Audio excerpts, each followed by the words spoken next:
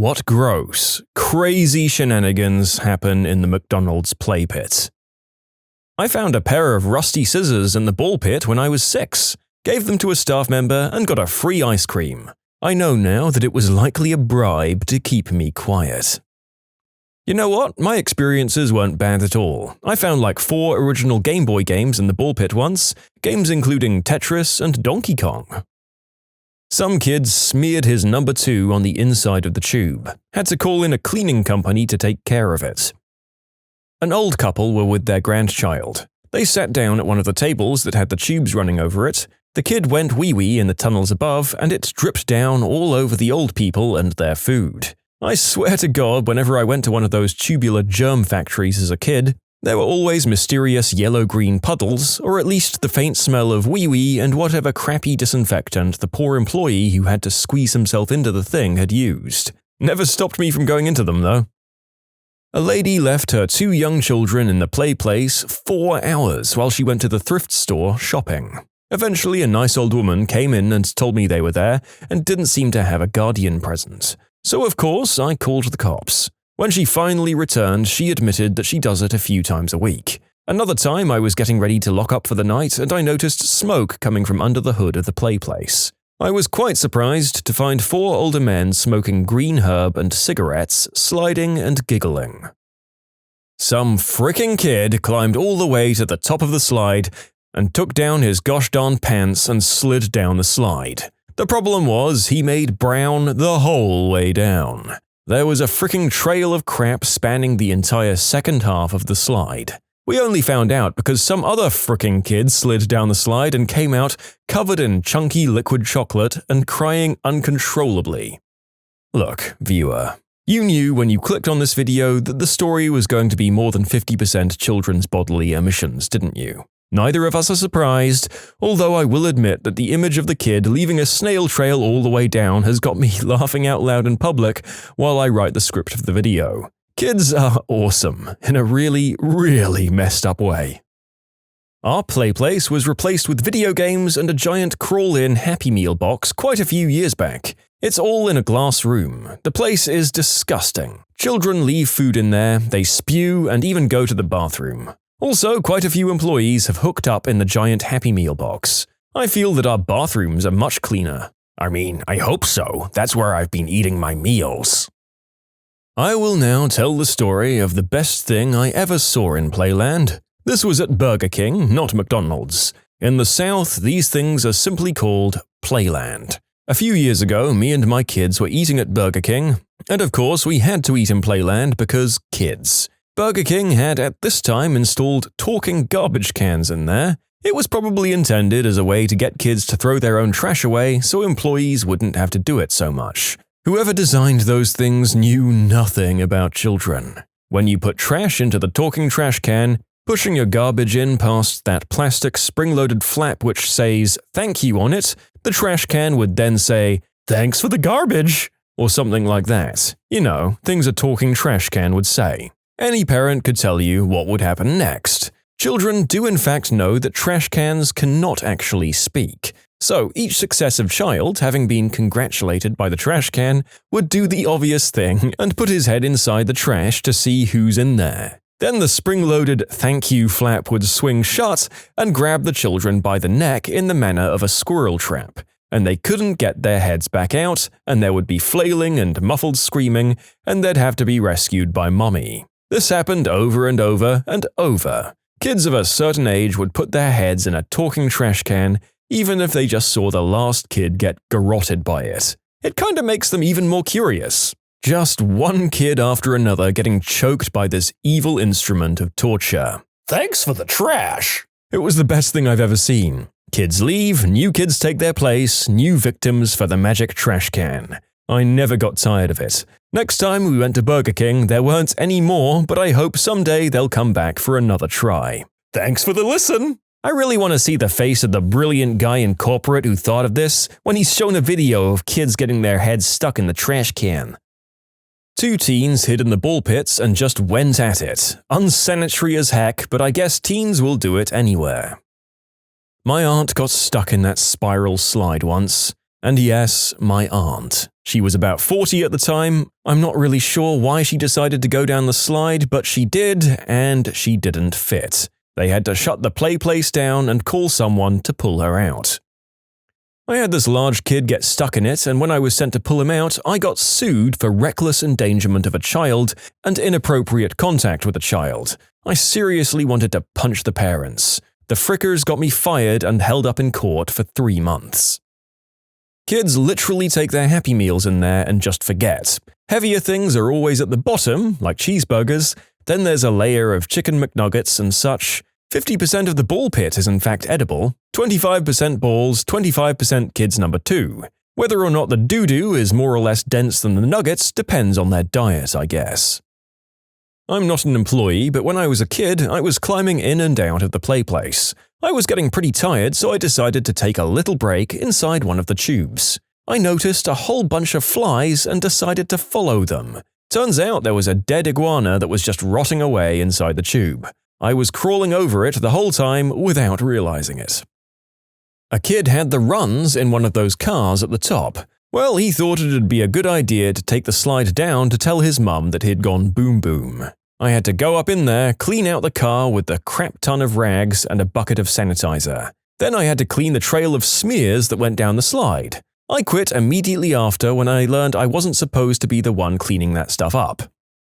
You know, this thread is making me feel better. One time, my son went doo-doo in the play area. When I realized it, I went and cleaned it up. Before I was done, someone told the staff about it. So I'm there cleaning it up, and then I see a McDonald's employee. I said, "Don't worry about it, I got it all." And he said, "Wow, thanks, that's the first time that's happened." Feeling embarrassed, I said, "The first time a kid has went number 2 in the playground?" "Oh, heck no," he said. "That happens about once a week. This is the first time a parent has cleaned it up themselves." That was enough to make me change my mind on how much McDonald's employees deserve to get paid. Sheesh. As a former slave of the Golden Arches, thank you. And yes, you might be one of the first people I've heard of in history to do this. Have you ever taken pity on us teenage, pimply custodians of the playpen before? Sound off in the comments to let us know, and we'll testify for you at the gates of heaven. Never seen any crap at McDonald's, but as a parent I can confirm the play place is full of fricking turds. Raise your kids better, McParents. Not quite McDonald's, but I worked at an indoor playground where we had a big version of the play place complete with a ball pit and inflatables. A 7-year-old was running and going number 2 at the same time, leaving a long streak of half-solid excrement across the arena, which resulted in little mud tracks leading to every part of the facility. Another time we had our toilets back up due to a clog in the main line. When the plumber opened up the drain to check it out, a crap geyser proceeded to erupt about 3 feet in the air, flooding the bathroom with about 2 inches of standing sewage. Not to mention, this was the women's bathroom. When asked to clean it, both employees quit. Being manager, I was left to deal with the aftermath. I have countless stories involving every form of human excretion at this place. We even had a death occur on site, which I can't go into. After that, though, employees always rumored about the ghost which would cry at night if you stayed long enough and would move around toys. We had all of these incidents caught on camera, but I no longer work there for what should be obvious reasons. A kid threw up and proceeded to pick up fistfuls of chunks and throw them at other children, who then followed his initial example. Ugh. We closed the play place for like 2 weeks to have the whole thing heavy-duty cleaned and sterilized by a hired-out company. A woman got angry that her kids couldn't play. She yelled, "I'll show you, clean!" Ripped the hazard tape off the door, broke the lock on said door, and proceeded to put her finger down her throat and add to the mess. That was right before I quit. The last thing I heard, she was trying to sue our owner, stating that the chemicals in the play place, which she broke into, made her ill, so she was hospitalized. Not McDonald's, but I worked at a Discovery Zone kind of place in high school. Once a month on Sunday nights, we would host middle school dances. The older teens or whatever could show up and do whatever they wanted without the little kids around.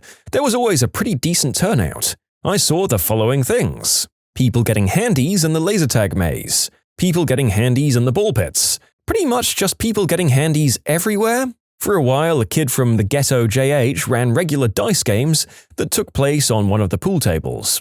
I generally just let this happen. Unused rubbers in the quarter and token return in every single arcade game. A girl blew chunks down the slide leading to the ball pit. We figured she was drunk and she got arrested. A girl and a boy came out wearing each other's clothes after a game of laser tag. And unrelated, but my favorite, there was this slightly chubby, awkward, nerdy-looking kid there by himself, not really socializing. I think his parents made him come. I gave a group of girls a ton of tokens, free pizza coupons, free entrance passes, etc., just to go talk to him. By the end of the night, you could see him come out of his shell. He continued to come to the dances and was a social machine after that. I liked to think I changed that kid's life somehow. You can submit your own stories to be featured here on the channel. The story submission link is in the description below. And if you want to listen to some vibey music in the background, check out easymode, also linked below, and subscribe. It started as a fairly average Monday morning. Began my shift as usual and watched over the kids. For the most part, there weren't too many incidents. A couple of kids got into a small fight, but we usually don't step in unless it's anything serious. Anyway, it was getting kind of late and I only had an hour left. 2 kids got into a pretty big argument with lots of hair pulling and pushing. I was feeling pretty tired that day, probably still hungover from the night before. Didn't really bother to do anything because it just looked like their parents noticed anyway. One of the kids was fairly older than the other one, and the mother of the younger kid was pretty angry that her kid was being bullied. The mother of the older kid was your typical lazy parent who doesn't give a crap about what their child gets up to and insisted that it just wasn't her problem. Now, the mother of the younger kid looked extremely angry before they'd even begun to talk. I could visibly see her face growing redder and redder as each second passed. She told the other mum that she should bother to raise her kid properly and said that her daughter should give her child an apology. The mother just shrugged it off and turned away. Apparently, the mother of the younger girl didn't like that because within seconds, she had grabbed her by the hair and slammed her face into one of the plastic slides. The rest of the kids simply watched in horror as the mother proceeds to push the other woman headfirst into the ball pit while desperately trying to kick her in the head. The last thing I saw, she jumped up and tried to elbow drop her pro wrestling style. Quickly got my manager to call the police. The mother was thrown into the police car, and I'm pretty sure they had to get an ambulance for the other woman. Needless to say, the play place was closed early that day. They didn't reopen it for almost a week. You know, I'm of 2 minds about this. On the one hand, these are both opposite ends of the spectrum in a lesson on how not to be parents. On the other hand, this would be something you told your friends about the second you went to school the next day. These crappy moms probably made a whole bunch of kids' days. Thanks, morons. I can recall one time our shake machine wasn't running well. The shakes would come out very slow. They took forever to fill the cup. It was like that for quite a while. When they finally brought someone in to take it apart, he discovered a cockroach in the shake tube. All the shakes we'd been serving were filtered through that roach. Some little kid went number 2 in the twisty slide, and it was in the middle, so the kids at the top couldn't see it. So kids would slide unknowingly into a makeshift crap-and slide and get crap on their backs, faces, back of their heads, hands. It was horrendously disgusting. Worst day of my life. I used to work at McDonald's with a bunch of friends in my neighborhood. Every time someone hurled in the play place, we always chose the same friend to clean it up. We used to make fun of him all the time for that. One time, a fat kid, not just kind of chubby but morbidly obese 200 to 300 pound 12-year-old, decided he wanted to go in. I saw him go in. About 2 to 5 minutes later, I hear crying coming from the tubes. Apparently, the kid got stuck. Hard times at the play place. We got a call from Central Dispatch. They asked me to check on a tripped alarm at the local Mickey D's. It wasn't a big play place, only about a 2 on the Ronald scale. But I had a feeling something significant was just waiting to happen. The big surprise, though, was that nothing happened until I looked into the double exterior slide. A small girl, only about 5 or 7 years old, clutching a greasy takeout bag. It looked heavy, plump, full of the unknown. I took the girl inside to the kids section and asked her a couple of questions. She was homeless, got forced to rob the place by her street friends. She thought it'd be an easy job. When I looked into the bag to see what the loot was, I was taken aback. McNuggets. Patrolling the McDonald's almost makes me wish for a nuclear winter. My sister had to clean number 1 that ran from the top of the slide to the bottom. She started at the top like an idiot and lost her footing.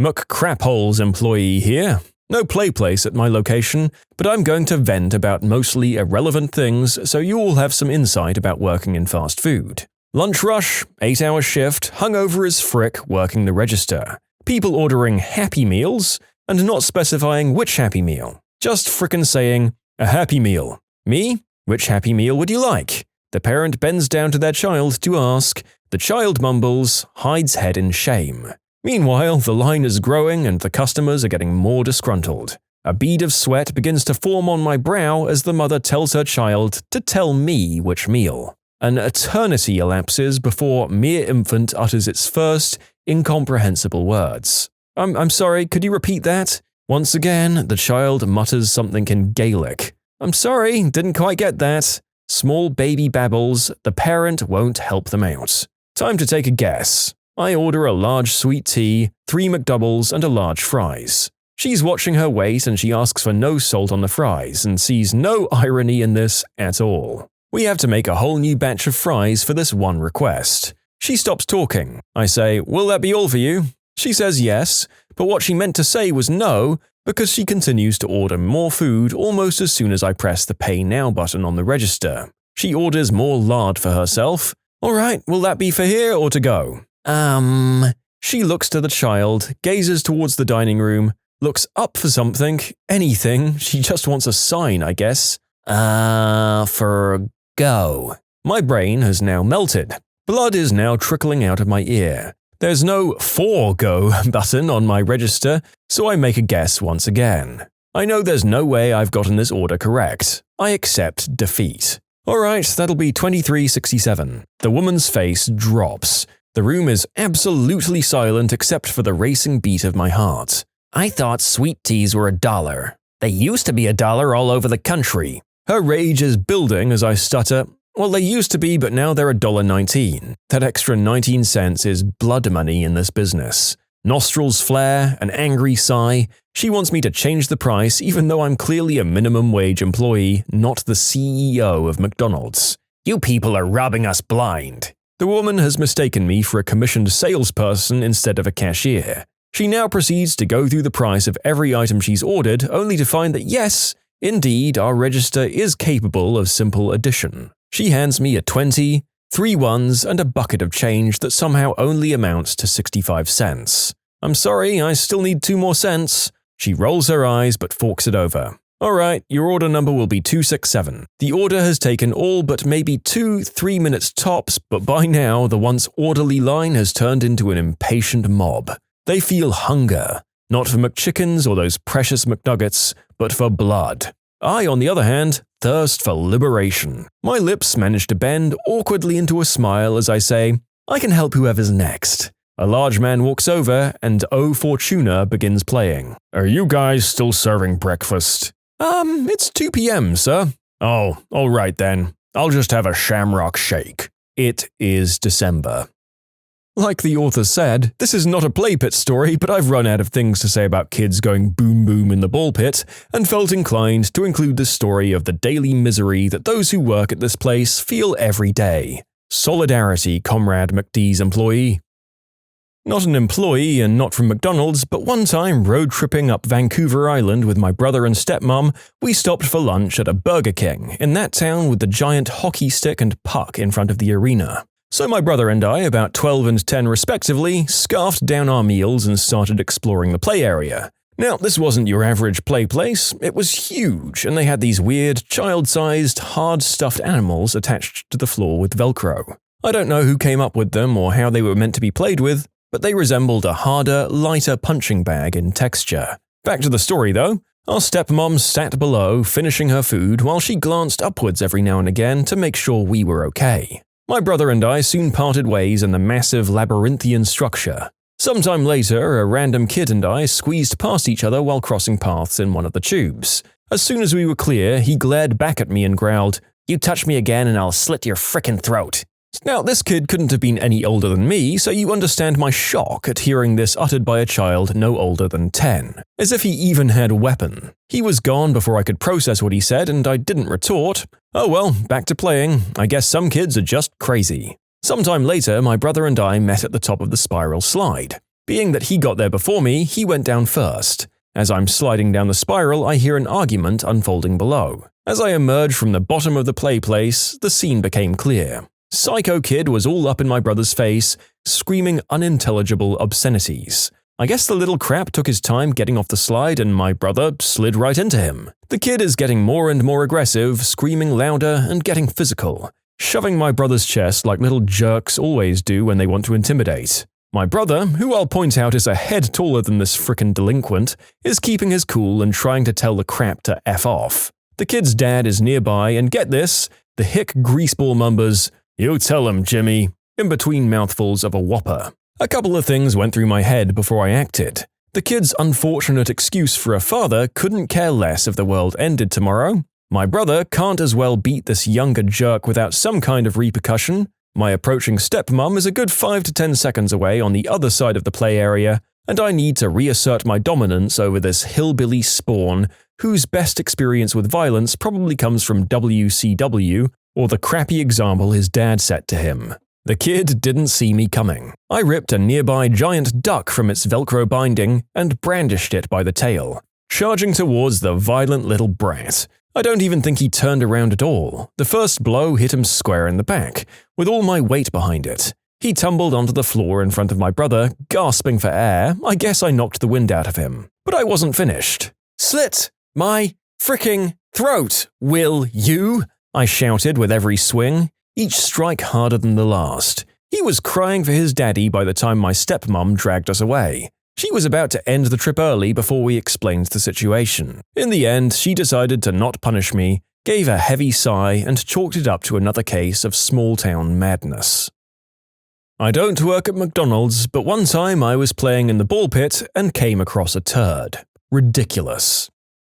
Today I learned never to go to the McDonald's play place, or at least check everywhere I take a step or sit. What's the best witty comeback you've ever witnessed?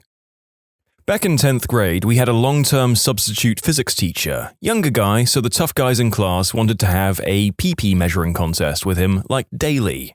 They constantly made fun of him and joked about his wife. One day, I didn't hear the start of it, but one kid said something like, "I'll bury my face in your wife's chest." Teacher had obviously had enough and said, "No, the only D's you're ever going to see are your grades." The class exploded, nobody ever told on the teacher for saying that, and the guys stopped messing with him. Could a teacher even get in trouble for saying something like that at your school? They certainly wouldn't at mine. They were given wide latitude, especially if provoked. The only case of a teacher getting in trouble for crap was when a math teacher hit a kid for saying something about his, the teacher's, girlfriend. In other words, physical violence could get a teacher in trouble. Words, other than presumably slurs or maybe things that were entirely unprovoked, couldn't. Our geography teacher didn't even use our names, just called us little craps, vermin, emo kid with shampoo deficiency, etc. And we loved her.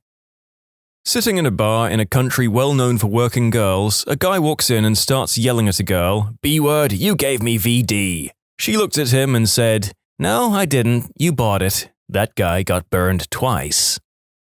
I miss my late uncle. He was the wittiest mother fricker I ever knew. Not a joke teller, just had great one-line comebacks that were never mean, just funny. My favorite was when he went out to eat at a diner with his wife and my mum, just the three of them. The waitress said to him, "Lucky you get to eat with two ladies." My uncle replied, "Yeah, but can you hurry it up? I have to get home to my wife." My Uncle Bob was in a jewelry store a few years ago to buy a present for his longtime girlfriend. They'd been together for over 10 years and had a kid. The manager of the store was helping him as they were fairly busy, and she was called away on some managerial task and handed him to another employee, saying, "Would you help this man? He's looking for a bracelet for his wife." And my uncle said, "Oh no, this is for my girlfriend. I wouldn't spend money like this on my wife." He said the following stunned silence was deafening. He's also pretty deadpan, so they probably thought he was serious. "He seems like a funny guy." Could have been the same guy that came into my restaurant, and when asked by the hostess how he was, he replied, "Well, my wife and girlfriend have left me, so I'm looking for 2 new girls." I mean, let's hope that last one was a joke. There's something to be said for being comfortable enough with your relationship to pull these jokes off directly in front of your spouse, like the first guy did. My mum's dad passed away a couple of days previously. The night before the funeral, a dark and stormy night, the funeral home called 9 p.m. to tell my mother she had forgotten a tie for the suit for tomorrow's showing. She freaked out, realizing that she would have to drive over to the nursing home to fetch a tie and then drive to the funeral home. Dad, who loved himself his clip-on ties and had many of them, said, "Oh, don't go doing that trip on a night like tonight at this time of night. Just grab one of my clip-on ties and take it with you in the morning." My mum, who actually hated that my dad had never learned to tie a tie, responded without missing a beat, "My father would never be caught dead wearing a clip-on tie." Seconds after she realized what she said, she burst into tears. Savaged from beyond the grave. Ow! Grandpa, "In my day, kids were seen and not heard." Grandson, "So are the movies." Was talking to a friend about preferred positions in bed with a partner, and he said, "I like being on the bottom because all I do is frick up anyways." Classic self-roast. Not witnessed firsthand, but heard the recounting or legend many times. Growing up, a friend's older brother nearly got kicked out of high school for this exchange. The teacher, teaching about Jewish law around bestiality that's strictly forbidden, looks at a student and says, "Does this upset you, David?" David says, "Yeah, it means I can't do the deed with your wife anymore." He had to graduate late since he wasn't allowed back into that class. When I was training for my current job, our teacher chose to inform us that he and his wife had chosen not to procreate by saying, "All my children have 4 legs and tails." I have no idea where it came from, but I spat out, "Holy crap, I'd hate to see what your wife looks like." My class busted out laughing, teacher included. He went a little hard on me the next couple of days, but was a good sport in general. We had a lot of fun in that class, and a big part of that was all the crap slinging. Overly condescending boss looking over my work. "Can I ask a stupid question?" Me, on my last week at that job, "You seem overqualified." "You have a lot of options here." "Sure, I've seen you do it before. In my experience, yes. It's one of your core competencies." I stole this line from American Beauty and paraphrased it, but when my boss would say, "Hey, have you got a second?" I'd answer condescendingly, "For you, boss, I've got at least 30. He had a good sense of humor and thought it was funny every time. Works for, "Have you got a minute?" too. "For you, I've got 3. Another good response to, "Can I ask a stupid question?" is, "You just did. Do you need to ask another?" I had a supervisor who was making fun of a guy's last name. The guy took it and didn't really say anything. When he was done, the supervisor asked him to email him something, and the guy wanted to clarify the spelling of the supervisor's last name, which was Windsor. He said, "Your name doesn't have D in it, right?" The supervisor said no, so the guy said, "Okay, just ooshbag then," and then walked away. Overheard. First guy, braggart and jerk, "I've got this great new job. I've got over 100 guys under me." Second, smartass, "What are you, mowing lawns at a cemetery?" "How many are on top," is what I would have said. Comedian. I remember the first time I did the deed with someone. Girl in the audience, "Yesterday?" Audience was laughing. Comedian, "I'm glad you remember." Audience, screams. I saw that video too. The text really doesn't properly convey how much the audience laughed at the heckler's joke, and how quickly and completely the comedian won the audience back. I was 13 in dance class with some older, catty girls. One of them was picking on me, which ended with her remarking, "Bite me." I responded with, "I'm trying to cut fat from my diet." Entire team heard it and proceeded to chastise me for being so mean. Served her right, the cow. Jimmy Carr was at another comedian's show and he started laughing. If you've seen him, you'll know how distracting that would be. The guy on stage, can't remember who it was, brutally savaged him with, "Jimmy, when I come to see your shows, I don't laugh at your jokes." Up until this moment, I've never appreciated how tough Jimmy Carr's strangled chicken of a laugh is to imitate. My apologies to the listeners. I remember some guy talking about this encounter he had in a grocery store. He was behind this woman who was giving the cashier a bunch of crap over something. She was being a real chump, and finally, sick of her attitude, he tells her to lighten up and stop holding up the line. He's getting kinda teed off that she's double-barreling this kid who's done nothing wrong. So she whips around on him and says, "This is none of your business." And he responds, "Listen, lady, I'm a veterinarian. B-words are my business." Don't know if that story's true, don't care. I thought it was amazing. Also effective, I'm a gynecologist. C-words are my business. I'm a proctologist. Buttholes are my business. Urologist works too. Members are my business. Guy in grade school was really into war history and building army models, fighter jets, aircraft, carriers, etc. He was quiet and smart, but handsome and part of the main crowd, athletic, etc., but very much a history/war buff. At a party, for whatever reason, he was kind of in an argument beef with one of the hotter and more popular girls in class. The greatest comeback I've ever heard was as follows. Girl: "Whatever, Dan, why don't you go play with your model planes?" Guy, immediately without missing a beat, "Great idea, I can land them on your flat chest." The reaction from the crowd added insult to injury as people went bonkers like it was a walk-off home run in a playoff baseball game. Never have I ever heard a better comeback, real or scripted, ever since. During middle school math class, one of the boys, overweight, was being made fun of by this petite girl. "You should put on a bra, you don't need it." "You should take off your bra, you don't need it." The class went, "Oh," and this guy got a few fist bumps. She cried. I've said a similar one. When I was at the beginning of the 7th grade, I didn't have any hair on my legs. This obnoxious girl noticed and said in front of everyone in the class, "Do you shave your legs?" real loud. I responded, "No, and by the looks of it, you don't shave yours either." Her smirk went to an instant frown, and the class went, "Whoa!" like you said, and the teacher laughed. Teacher was real chill.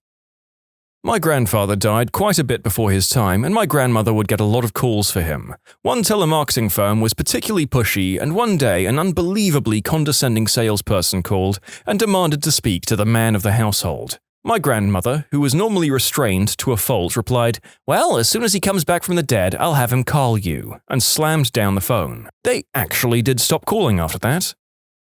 A student told another one he wasn't the sharpest crayon in the box. That one responded with, "You're the sharpest because no one wants to work with you." Before you read on, please know that my relationship with my 14-year-old son is built on giving each other a hard time. I said a bad word, don't remember which or why. "You're a horrible mother." If I'm so horrible, how did you turn out so awesome? "I spent a lot of time with Dad." I got wrecked. "Son, can't wait to put you in a home." Me, "I should have drowned you in the bathtub." He's 21 and a butthole. My mum has a wicked sense of humor, and so does my brother. My brother is the middle child. My older sister and I would call my mum at least twice a day each. My brother would rarely call, which hurt her. She started telling him that I guess she failed as a mother and as he doesn't love her. He responded that she could always call him, which has led to at least 3 years of, "To my mother, cold and distant." Cakes, cards, text messages, you name it, from my brother. Had a really witty teacher from my game design class. The vice principal hated him for whatever reason. One day we were all studiously working with our headphones on, programming away while our teacher was up front reading a book. Very available and approachable if we had any suggestions. Then the VP walks into the room. VP, "Mr. Teacher, it has come to my attention that you have absolutely no control over your class. This is unacceptable." Teacher gives him a fairly nonchalant stare, coolly and calmly places his book down, and claps his hands loudly 3 times, which was his very effective way of getting our attention while listening to music. Mind you, the following occurred without us knowing why the VP was there or what he'd said. Teacher, "Okay class, listen up. I've got an exercise for you. This'll only take a few minutes. First and foremost, everybody stand up." We all stood up in near unison very quickly. "Good. Now all I want you to do is leave the room and stand outside in the hallway, and no matter what this guy says," as he points a finger at the VP, "do not come back into the room until I say so. Okay, go." We all exit the room, a little intrigued by what was going on. "Okay, VP, bring them back in the classroom." We didn't budge. To this day, that's one of my favorite stories to tell. That's a pretty big flex, to be honest, even if it's not quite in the neighborhood of the quick and snappy comebacks and the rest of the thread. Nice job though, teacher. When I was in high school, this very large, overweight kid who always picked on me waited till things got quiet in the classroom and said, "Dave eats wang." Everyone laughed and I got embarrassed and nervous, and a few seconds later, after people finished laughing, I stuttered out, "Yeah, well, you eat everything." I don't know where that came from, but holy crap, the entire room lost it. Haha. Special ed student. "You're so dumb, you make me look like a genius." I was the instructional aide and had to stop the other kid from trying to fight him, but that burn was so sick it got a chuckle out of me. One of my prouder moments. I was 17 and a 12 or so year old kid came up to me. "Hey babe, can I have your number?" "Why? Do you need a babysitter?" Not exactly a comeback or insult, but once in biology class we were going over DNA and genetics. We were talking about how traits can be inherited from parents to offspring flowers, and how some could have all the same traits and some could have mixed traits. The packet we used called the same traits flowers purebred and the other ones mixed. Then a girl in the class asked a question. Have we ever tried to make purebred humans? Teacher, yeah, some Germans in the 30s and 40s tried to. Really? What happened? World War II, followed by laughter from the rest of the class. I remember reading the possibly apocryphal story of a student being told no excuse would be accepted for not taking a test that was the next day. Some student decided to be funny and said, "What about sheer exhaustion from all the climaxes?" To which the teacher replied quickly, "I guess you'll have to write it with your other hand then." Churchill and some lady were having an argument. Lady, Winston, if you were my husband, I would put arsenic in your morning coffee. Churchill, Madam, if you were my wife, I'd drink it. Oh boy, have I got an answer for this one. So I'm sitting in my chemistry class, and there's a dude sitting ahead of me, Jeff. He's just minding his own business when two other dudes behind me, Butthead 1 and Butthead 2, proceed to start calling his name and ignoring him whenever he turns around. Just trying to annoy him, I suppose. Important to note, Jeff is a pretty intelligent guy, whereas Butthead 1 and Butthead 2 are so inbred they could be a sandwich. After this happens a few times, Jeff finally turns around and drops this line. Hey, Butthead 1, can I borrow one of your extra chromosomes? Overheard two guys in a restroom while at the urinals. Guy 1 tries to embarrass Guy 2. Guy 1, what's with that red ring on your wang? You need to get that checked out. Guy 2, it's just your mom's lipstick from when I saw her last night. Decent comeback, but the real burn is going to come from whatever red ring condition that guy has on his eggplant. The class clown of my classmates, let's call him K, was known for notoriously teeing off teachers with crude, obscene, and insulting jokes. Well, one day, K decided to ask a 30-something-year-old teacher, "Miss, ever had a baby?" In which the teacher replied with a simple no, but that's not where it ends. K then said to the teacher with a face that only appears on the stupidest of people, "Well, I could give you one," which caused a few sniggers in class. The corners of the teacher's mouth curled into a smile, and with grace she walked up to her desk and said, "No, Kay, I don't want to adopt you," which caused the whole class to erupt into laughter and Kay to shut up for the rest of that year in English. This is still one of the best comebacks I've ever heard, so simple yet so powerful. Oh, you might be able to get away with that in math class. Maybe history. But that kid had no chance against someone who had a far better grasp of the English language than he did. Me and a buddy were at GameStop just browsing and hanging out. Employee comes up to us and asks if we need help finding anything. We told him we were just looking. This was right after the Nintendo DS XL just came out, and he starts trying to sell us on it. Me never having been the handheld gamer type, I told him I wasn't really interested. He decided his ace in the hole would be touting the newer, bigger 4-inch screen. Having enough, I responded, "Take it from me, 4 inches isn't that impressive." That was the end of his sales pitch. One time I was at a coffee shop with my good friend and I saw a dime on the floor. Jokingly, I gave it to him and said, "There, you can buy yourself a life with this." It kinda sounds funnier in my language, and he quickly answered, "I'll just buy yours and give you back the change." I definitely envy people the ability to fire this kind of thing from the hip. I think I could memorize something like this and hold it ready for the right occasion, only to still completely mess it up when the time came. In high school, there was a jerk who was a local star athlete and was pretty much the high school cool athlete bully stereotype. His attempts to pick on people were pretty lame, but people always laughed at them because he was cool, and you always laugh at what the cool kid says. He liked to do the, "An 80-year-old woman called, she wants her upper back strength back," kind of jokes. He also wanted to go to Cornell on a wrestling scholarship. Not only did he not get the scholarship, he also didn't get accepted to Cornell. One day, when he was in the middle of his "so-and-so called" routines, I said, "Hey, Cornell called. Oh wait, never mind, no they didn't." Actually, I didn't think of that until the next day, and is one of my life's greatest regrets. The jerk star called and… Was he a paper salesman named Andy? No, Andy got into Cornell. Douche frat guy walks into a circle of my friends at a party. Frat guy, "Is this the intellectual circle?" My friend, "Not anymore." Was he just trying to be friendly?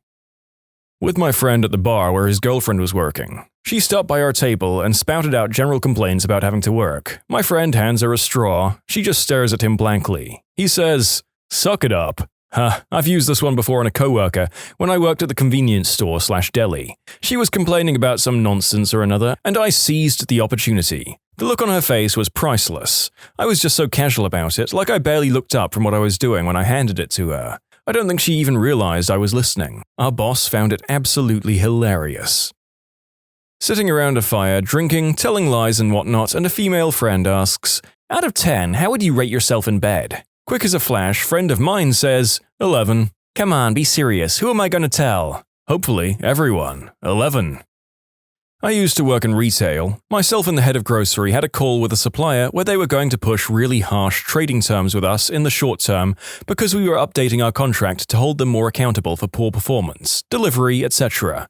After the call, everyone was very busy discussing that we would just respond in kind later on. The head of grocery pipes up and says, "Yeah, we're going to get screwed in the butt now, but at least they'll get crap on their wangs." When I was a high school teacher, our assistant principal was caught having an affair. She divorced her husband, but it was all over the news. A few weeks later, a kid hung a banner in the hallway that read, "I can't cheat in school, but Mrs. Blank can cheat on her husband." Cool. Pretty good comeback from a 16-year-old. Must be a pretty small town for an affair to be on the news. Extremely small town. Tune in at 7 o'clock to see who hasn't cut their grass this week. There was a guy smarting off to the new guy dating his ex. "So, what's it like inside a hoo-ha that's used material?" The new guy? "Oh, only the first 2 inches were used. The other 6 are plain sailing." My wife gets mean on vodka. Not like starting a fight mean, more like destroy all ego mean. Winding down a party, close to blackout drunk, and most of us can't even remember how the conversation ended up, with chubby friend insulting wife's lack of chest and implying she should go buy some boobs. Wife says, "But those are expensive." Chubby friend cups his moobs and says, "These did cost me quite a bit." The wife closes the night with, "Just how much do you have to spend at Burger King to get a bosom like that?" I have an issue learning spoken language, so when I started French, I was doing horribly despite how much I was working. During a parent-teacher conference, my French teacher told my parents that I was incapable of learning French. My dad leaned in and said, "Madam, there are mentally impaired children in France who are capable of learning French. He's capable of learning, you're just incapable of teaching." I was tending bar at a place in Buffalo back in the 90s. Pretty girl at the bar lifts her glass to take a drink and accidentally spills some down the front of her shirt when she gets the lip of the cup to her mouth. The 4 to 5 people around her say nothing, and without missing a beat, she laughs and says, I must be full." What's an unexpectedly well-paid job? Boiler operator. Get paid $35 an hour to play Skyrim on Switch while watching Netflix. Just have to find one that's all operator and no maintenance. Which state do you work in? It's really hard to get a job as a boiler operator, especially without a license. I just wanted to chime in. I got hired as a boiler operator in Hawaii. Pay started at $38 an hour, and I didn't need any license or education. We did all the training in-house. Hello? Yes, I'd like to apply to be your assistant. A job in Hawaii? I'll be there as soon as I can. I work at home as a closed captioner broadcaster on the news. I make my own schedule and make between $35 to $65 an hour depending on the job. Large investment to get started, but significantly worth the payout.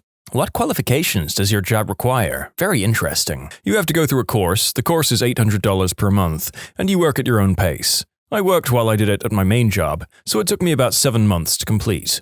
Most people are between 6 and 9 months, though. Between the course and all the equipment, it's about a $10,000 investment to start, but very much worth it, and you make the investment back very quickly. Keep in mind voice recognition software for CC is getting better every day. An office job, but you're secretly on Reddit. That's my job. Shush. Airline dispatcher. A girl I dated many years ago I met because she was living in my town training to be an airline dispatcher. There are just a handful of schools that teach it. I had no idea what an airline dispatcher was, let alone how much money they get paid. Dispatchers at FedEx can make $150,000 per year or more. It also gives you a lot of options to advance in an airline, like being a station chief at an airline. The girl I dated had a dream to one day be Air France station chief in Tahiti. I don't know if she made it or not. I've googled this position, and to me it is not at all surprising that this is a very well-paid job. From my uneducated perspective, coordinating airline operations over an airline or entire airport seems incredibly stressful. Court reporting. Stenography is a tough skill to learn, but plenty of court reporters earn over $100K, and no college degree required. although most court reporters will need to be certified. There's a shortage of them too. I work as the videographer and they're like magicians. Not many people finish the school for it though, and most of it is online now. The downsides though, they're 99% of the time not employees, so they have to supply their own insurance, pay their own transportation fees, and buy their own machines, which are expensive. They do make a lot of money though. I think it evens out for sure. I'm currently in court reporting school and holy crap is it hard, but I enjoy it. I should be finished later this year and can't wait to start working. It is very hard.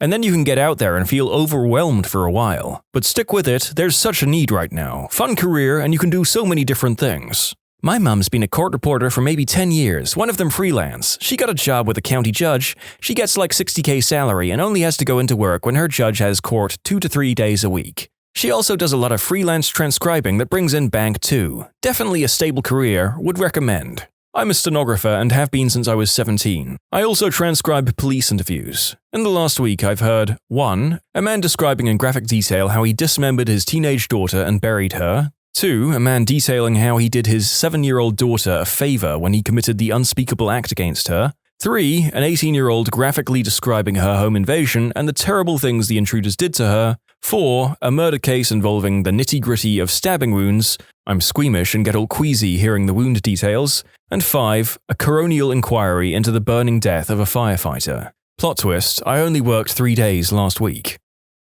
Technical writing. If you have the ability to take complex technical information and simplify it according to the reading audience, you can make well over 100K annually. People ridicule English degrees until they find out how much can be earned as a technical writer.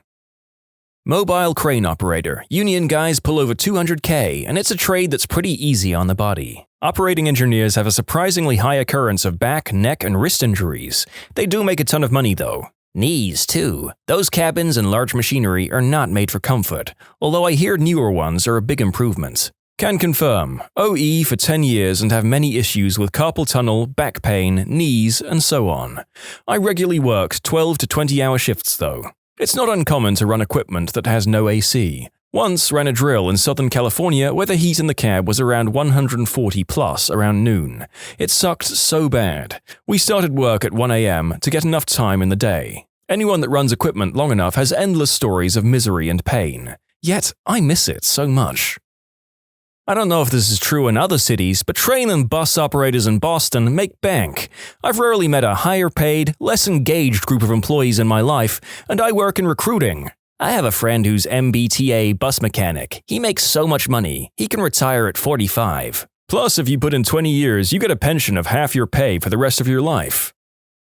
I fix hospital beds. We'll be making 100K within my first 2 years with full benefits. I also have full control over my hours.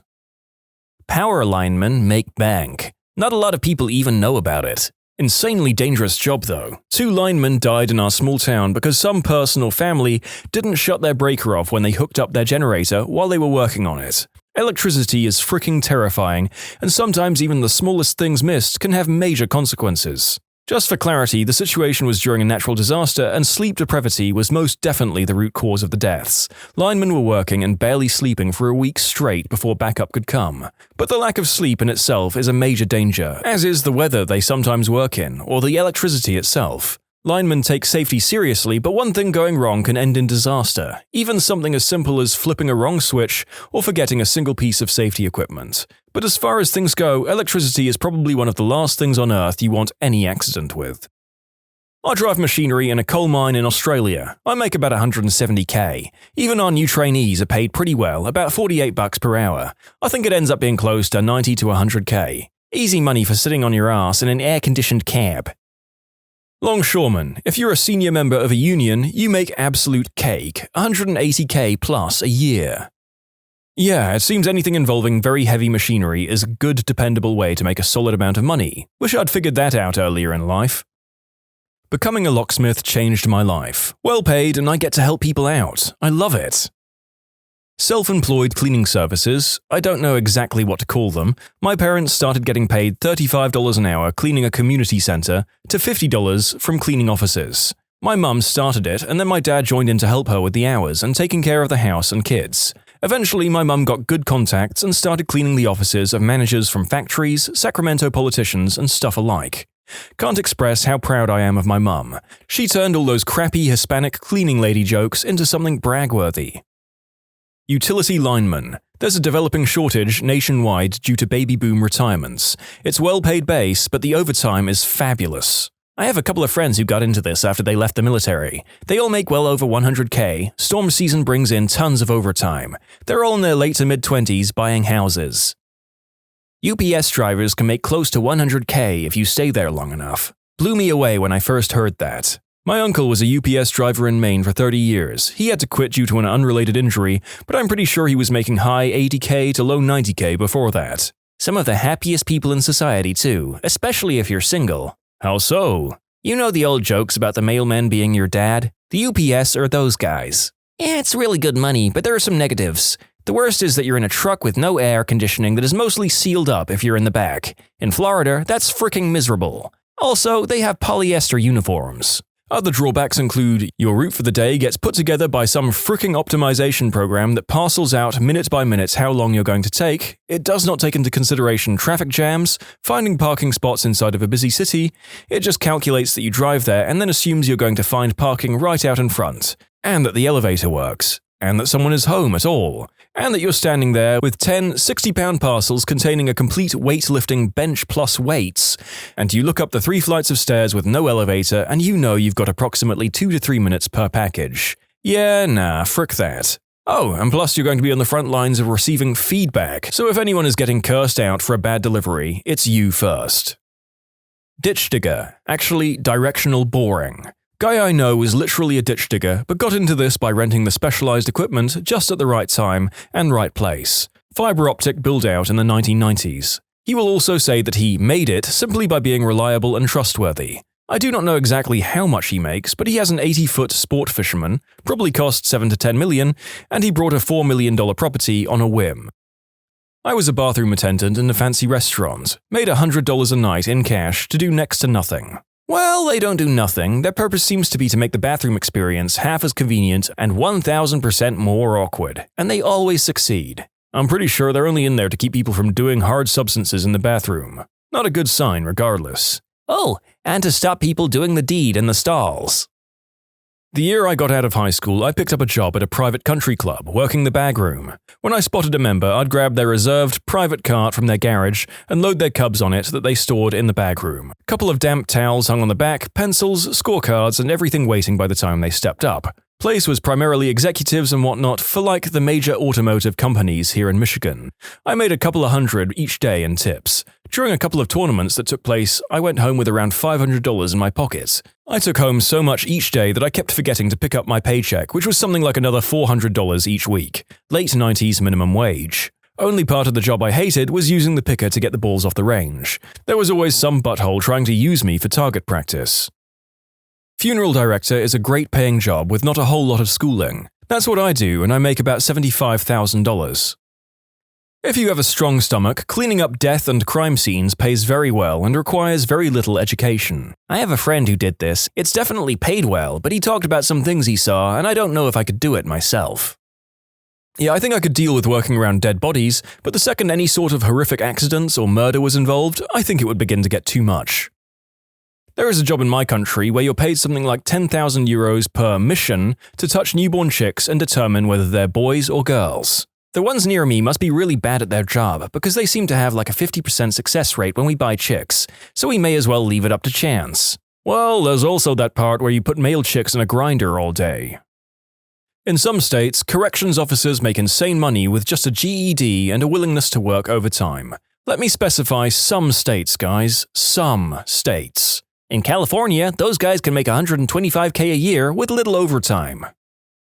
Bartending. Some people know, but the overwhelming majority don't. If I only worked 20 hours, 2 days a week this year, weekends, I would make close to $50K. If I really tried and worked 2 solid jobs 5 days a week, I could easily hit close to, if not over, $100K. This doesn't apply to every bar or bartender. You're not going to make this kind of money at an Applebee's or a super franchised corporate establishment. So true. I have a good friend that bartends in the Spanish club in Miami, and he said if he decided to work 4 days a week instead of working 1 to 2 days a week, he could probably make $100K a year.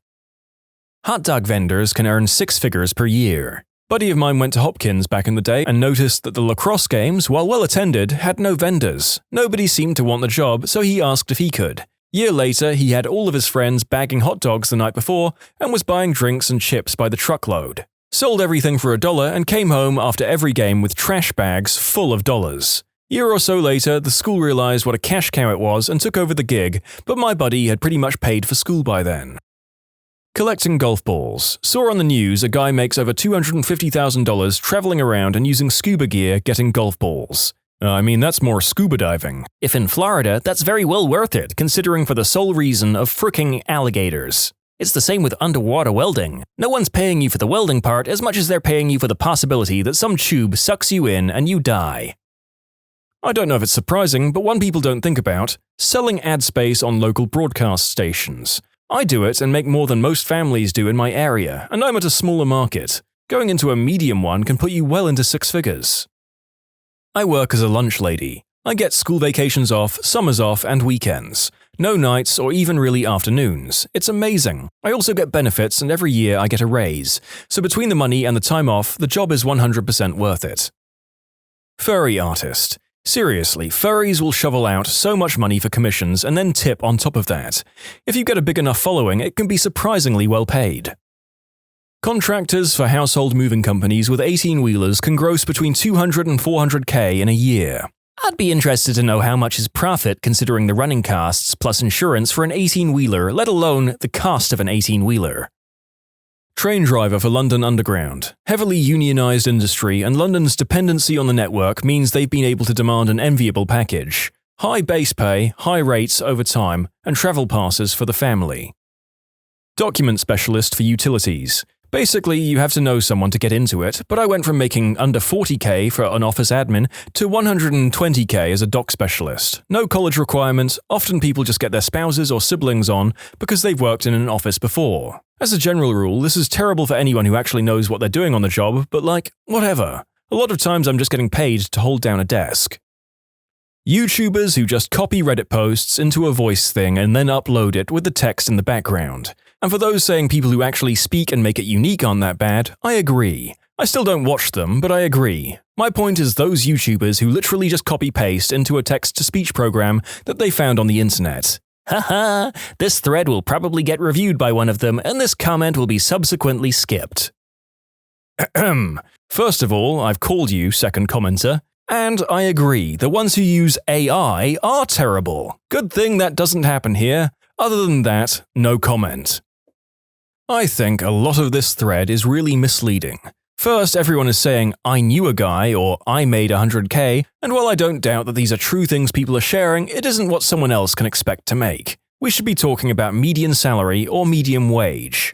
Second, especially since we aren't talking about median salaries, almost nobody included the location. A few people did. Making 80K in New York or San Francisco is like making 30K in a small Midwestern town, according to most of the living/salary comparisons websites. The real truth is, a reasonably free market is going to adjust wages based on supply and demand, meaning that a job that is either difficult to do because it takes lots of skill, training, or education and pays well, like a heart surgeon, or if a job is dirty, dangerous, or otherwise unpleasant, and has to pay well to attract candidates, like certain fishermen, or a job whose wages are high due to external factors, like a union or lobbying body that sets wages which results in far more candidates than jobs, like my union painter uncle that makes 120K instead of the national medium of 40K. Top comment is a garbage collector in New York City. First, 100K in New York City is the equivalent of 40K in a small Midwestern town, and that wage is artificially high, resulting in far more applications than jobs, meaning odds are you can't get that job. National median is 25K. Next top is aircraft dispatcher. National median salary is 32K according to Glassdoor and Salary.com, but 40K if you believe the Airline Dispatcher Federation. Finally, a lot of people are talking about starting a business doing X, which is entirely different than working X on a salary. Median salary of a plumber is 45K in the US. They don't get the hourly wage they bill you for, and if they start doing their own plumbing business, they need to pay for insurance, benefits, and additional taxes, advertising, and a million other things on top of just being a plumber. They also have to deal with all the hours when they don't have to work. Higher risk, but higher potential reward. A successful business person running a plumbing company who has about 10 employees might make 200K or more per year, but they also lose 100K. and it doesn't really compare to a salary, especially today with all the salary information we have available to us. A job that pays a lot, that doesn't suck, that anyone can do, isn't going to keep paying a lot. Trader Joe's managers. General managers of stores make $100,000 plus. Assistant store managers make $60,000 to $80,000 per year. Not bad for working grocery. Scrum Masters in software development industry. They're paid six figures for basically setting up meetings and being cheerleaders. They don't have any responsibility for delivery of work, and they don't have any work beyond what I described. My Scrum Master is a little bit more valuable than you describe, but it is an odd thing worth pointing out in this thread. He's not a useless toady. Half of the value is having a single point of contact for "what's going on?" type questions, so that the workers can work and the need-to-knowers can get the information they need to know. I'm a gardener. There's a serious lack of folks willing to do manual labor in the outdoors year-round. Most commercial properties have to maintain a certain amount of green area in our city. Hospitals and other places like that need legitimate crews to do the work with professionalism. No catcalling or spitting or swearing, etc., including bonded employees and good insurance and equipment, etc. As a result, we're in demand and we get paid surprisingly well. No university education is needed, low barrier to entry, great pay, and job security. Dog groomer. It's a weird industry though, and a skill that really has to be learned hands-on. Grooming schools can be a good start, but I know great groomers that never went to school for it, and terrible groomers that spent thousands on classes. Just being good at handling dogs is the best foundation for success. It's not the easiest job in the world. It's largely commission-based, and if you're lucky, you get any benefits out of it. But if you get enough practice to be good at it and build up a loyal clientele base in a decently affluent area, it's very good money. The haircuts I do range from $70 to $175, and I'm paid 50%, which averages out to around $30 to $35 an hour most days. Not everyone tips, but those that do usually tip $5 to $20 per dog, and because I do about 40 dogs in an average week, that's an extra couple of hundred in my pocket. So if you don't mind working on your feet all day, sustaining repetitive motion injuries, not taking lunch breaks, and dealing with insane customers, then picking the crap out of dogs' buttholes is a good living. San Francisco Poop Patrol. A 10-person team, and all they do is go around the city and clean up human feces, which is apparently a problem there. They make around $80,000 a year, plus pensions and benefits, which bring the total to about $150K. Not even kidding. Let's go scoop poop. But it's in San Francisco, one of the most expensive cities in the country. Yeah, $80K is still really struggling in San Francisco. Some of those people pooping in the street make $80K a year.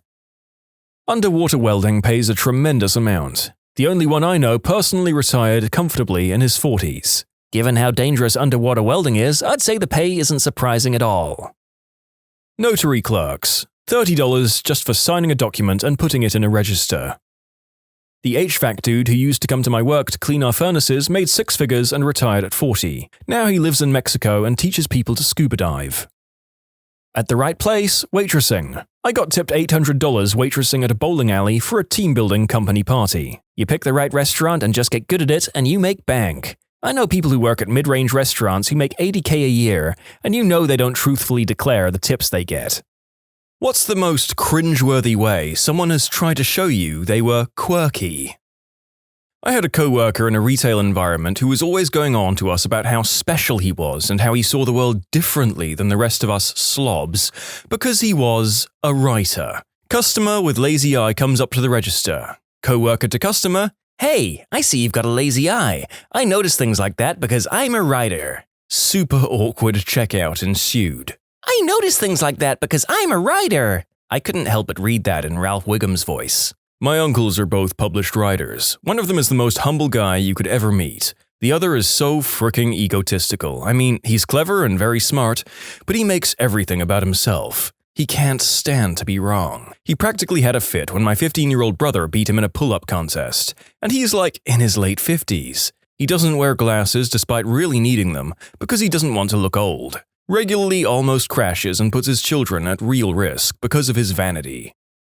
I knew a girl in high school who used to diagnose herself with mental illness based on, to the best of my knowledge, Year 11 psychology class and online quizzes. She would also try to one-up anyone who had a legitimate, medically diagnosed mental illness, despite having, in her words, major depression, anxiety, OCD, bulimia, Munchausen's, schizophrenia, bipolar disorder, and antisocial personality disorder. She refused point-blank to ever see a doctor and have any one of these diagnoses confirmed or treated. If you're gonna fake mental illness, you might as well do something unique like Morgellons, narcolepsy, Alice in Wonderland syndrome, or if you were really committed, trichotillomania. Lame.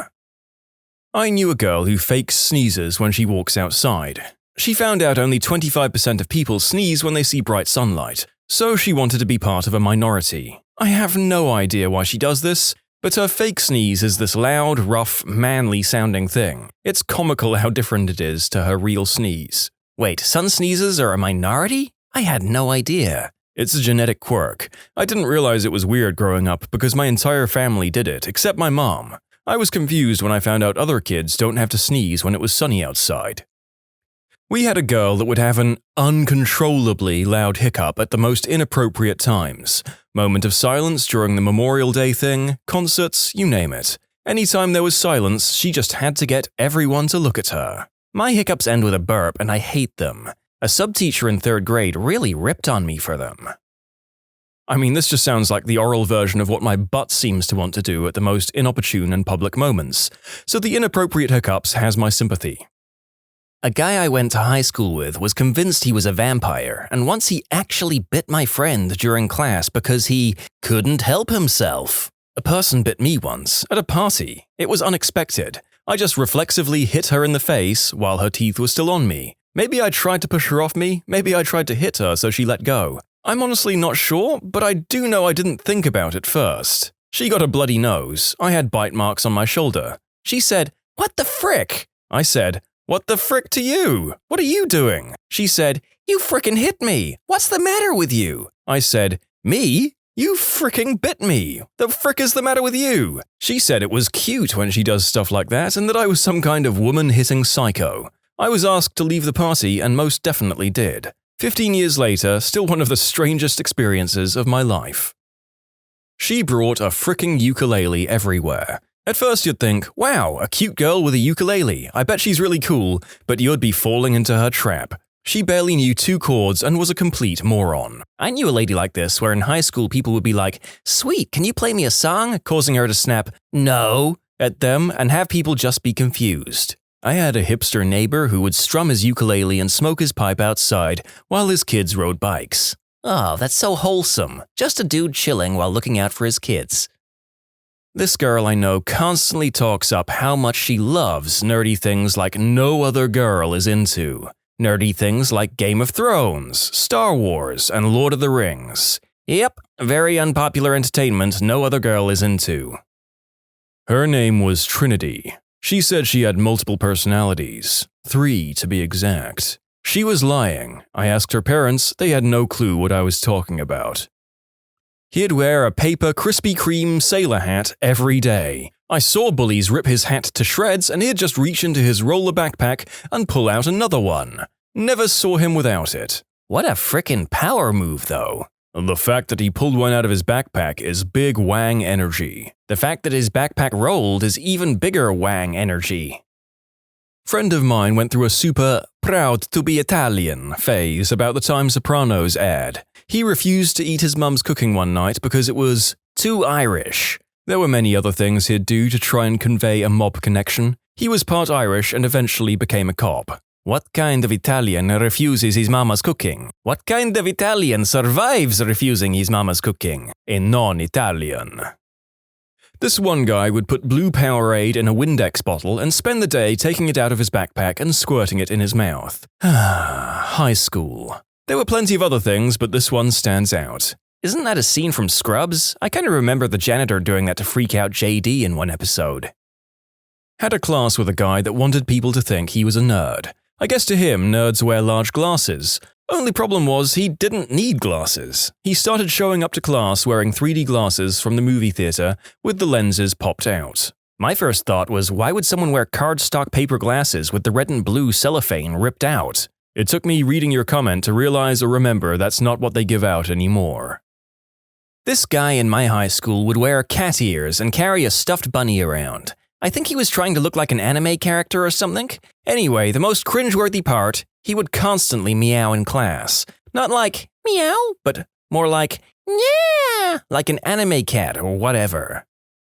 My oldest kid is on the spectrum, and I've had to monitor and restrict his interest in anime because when he watched too much of it, he would start having inappropriate and stylized reactions that were super off-putting. Like in anime, apparently when a girl they like approaches, they sometimes do a freeze frame type of the character freaking out that has their arms and legs all stretched out in midair, making a horrible noise. Now, picture a 13-year-old leaping up and hollering in Dollarama because a pretty girl came into the aisle. Sorry, kiddo, humans don't actually do that, you're cut off again. You should let him binge Arrested Development and see what he comes up with. Yes, let him learn from Tobias, Buster, and George Michael Maharis how to behave around women. Look, if I can watch a real kid who is any one of those 3 characters from Arrested Development, my life will be that bit better. And it can't be that different to my friends and I just constantly quoting it to each other all the time. Advise an anime club in my high school, and I fricking hate these kids. I got a call from the front office one day. I was told to get my butt down there and stop whatever was going on in front of the office.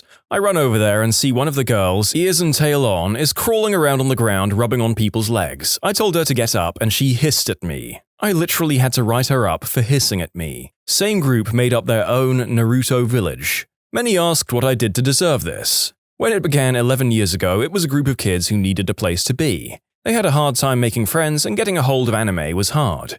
I started it to give them a place to belong and hopefully teach them about the line between fan and obnoxious. Hundreds of kids have passed through it and had a better time in high school for it. Then there are those who don't want friendship, they just want attention, at any price. I love how this happened and the solution was, I don't know, call whoever advises the anime club, they'll know what to do. Damn it, we've got cat girls in the lobby, call the weeb wrangler. Imagine birthing a kid and raising it for 15 years for it to amount to that.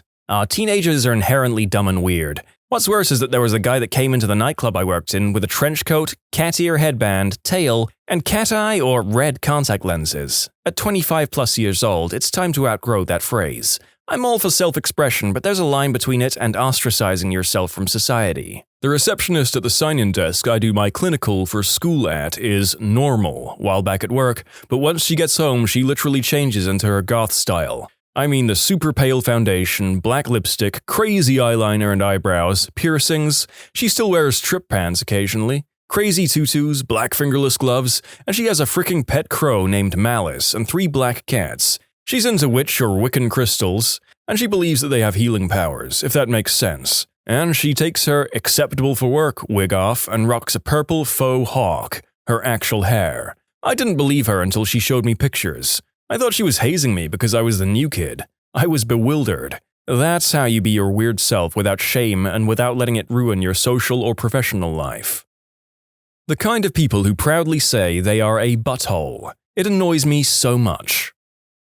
A girl I used to hang out occasionally liked to pretend she was some kind of bad biker B-word. She talked about riding every chance she got. She showed people pictures and dressed the part. I'd always hit her up when I was going riding to see if she wanted to come along. It gets old being the only woman around. She'd always have an excuse and claimed not to ride if it had rained that week and so on and so forth. Would always give me heck about getting a real bike. I ride a CRB 1000RR and she had an 883 Sportster. She was once complaining to me that she only got her baby out 3 times that year. Which, you base your entire identity on something you do 3 times a year? Ah, gotcha, one of those Harley people. There's 2 types of Harley owners. The ones that are like, hell yeah, motorcycles, and the ones that are like, Harleys are the only motorcycle. Saw this kid in a class who would always try to walk like Captain Jack Sparrow. Anybody who wears those fricking normal people scare me shirts. Jeez. Normal people scare me, people scare me. About 10 years ago, around 2009 or 2010 or so, I'm into some pretty underground, obscure music. Oh really? That's cool. What kind of bands? Korn, Avenged, Sevenfold, Metallica. What? I'm convinced some teenagers go out of their way to feel persecuted so they can find an identity to call their own. Because good gosh, that's almost as funny as the one girl who seriously, unironically claimed that the Offspring and Green Day red jumpsuit apparatus were hardcore punk. More so annoying than cringeworthy, but people who pretend to have a mental illness because they think it makes them unique. Ah, those Funko Pops and not being perfectly lined up triggers my OCD so hard. Nope, you like things to be orderly, totally normal.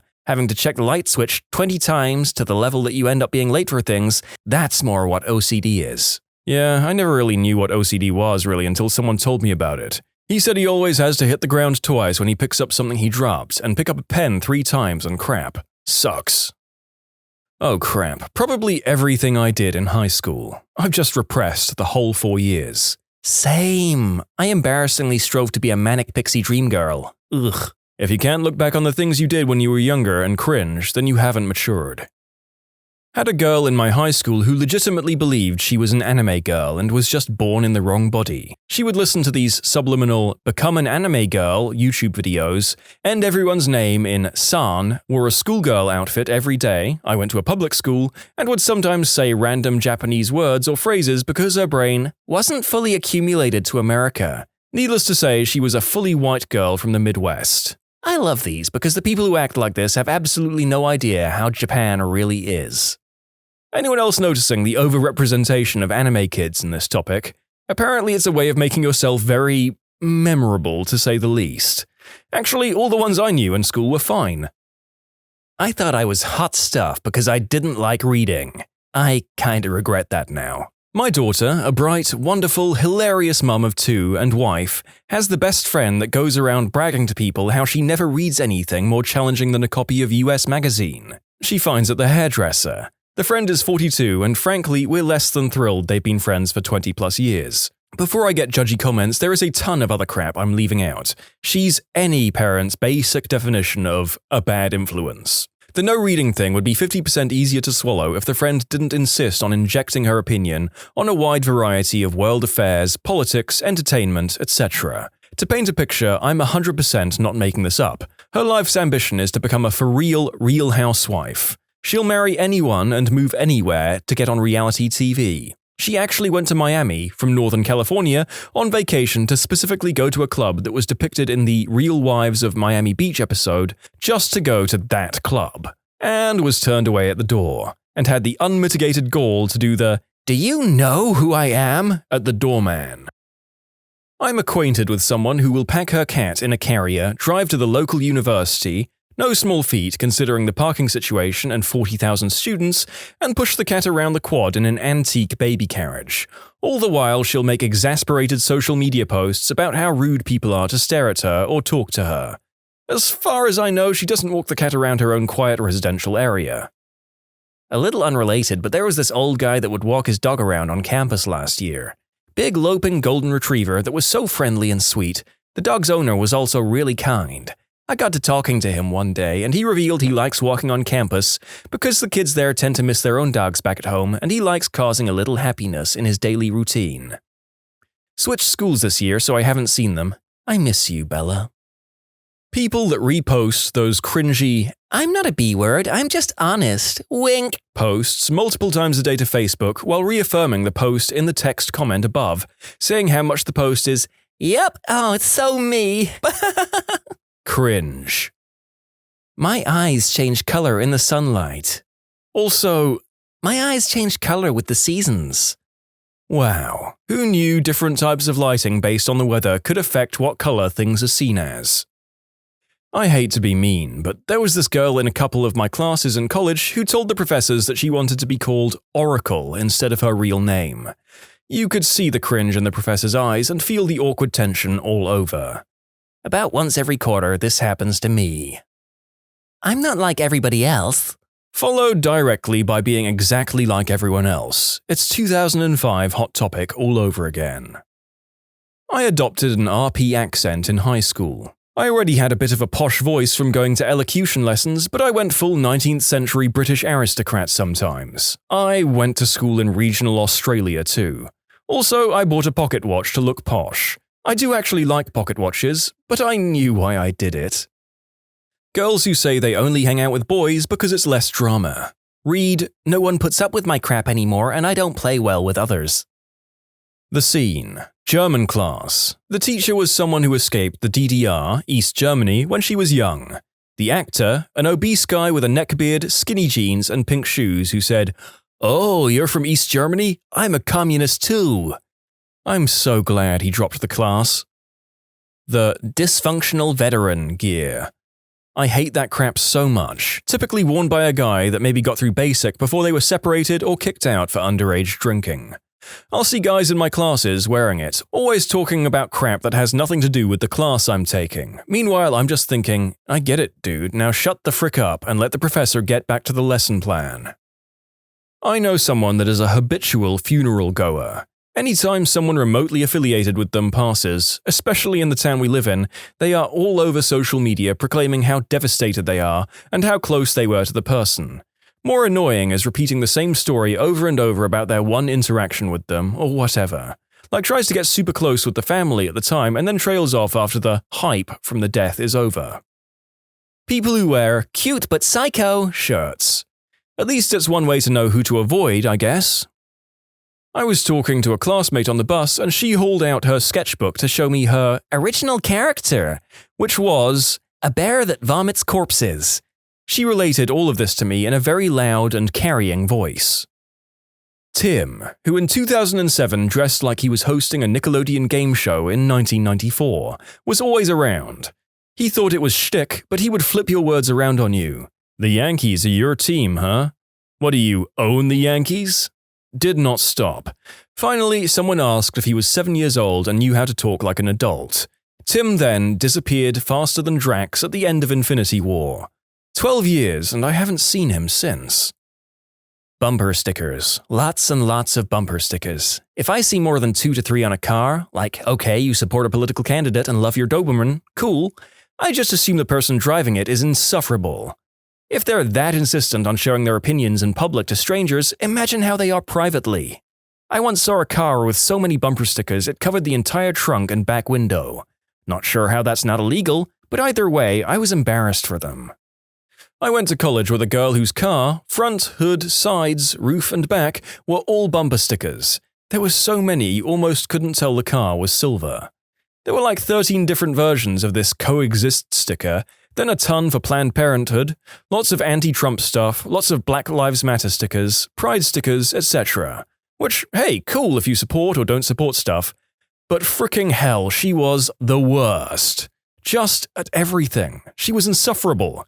If you didn't agree with every single thing she did or said, it was a personal attack on her, and she had to tell everyone you were a right-wing extremist, or a stalker, or a misogynist, etc. She mooched homework answers from everyone, and if you wouldn't help her, suddenly you victimized her somehow.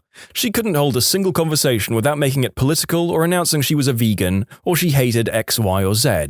She was the most annoying person I've ever met. Sometimes I see that car in town and I just cringe.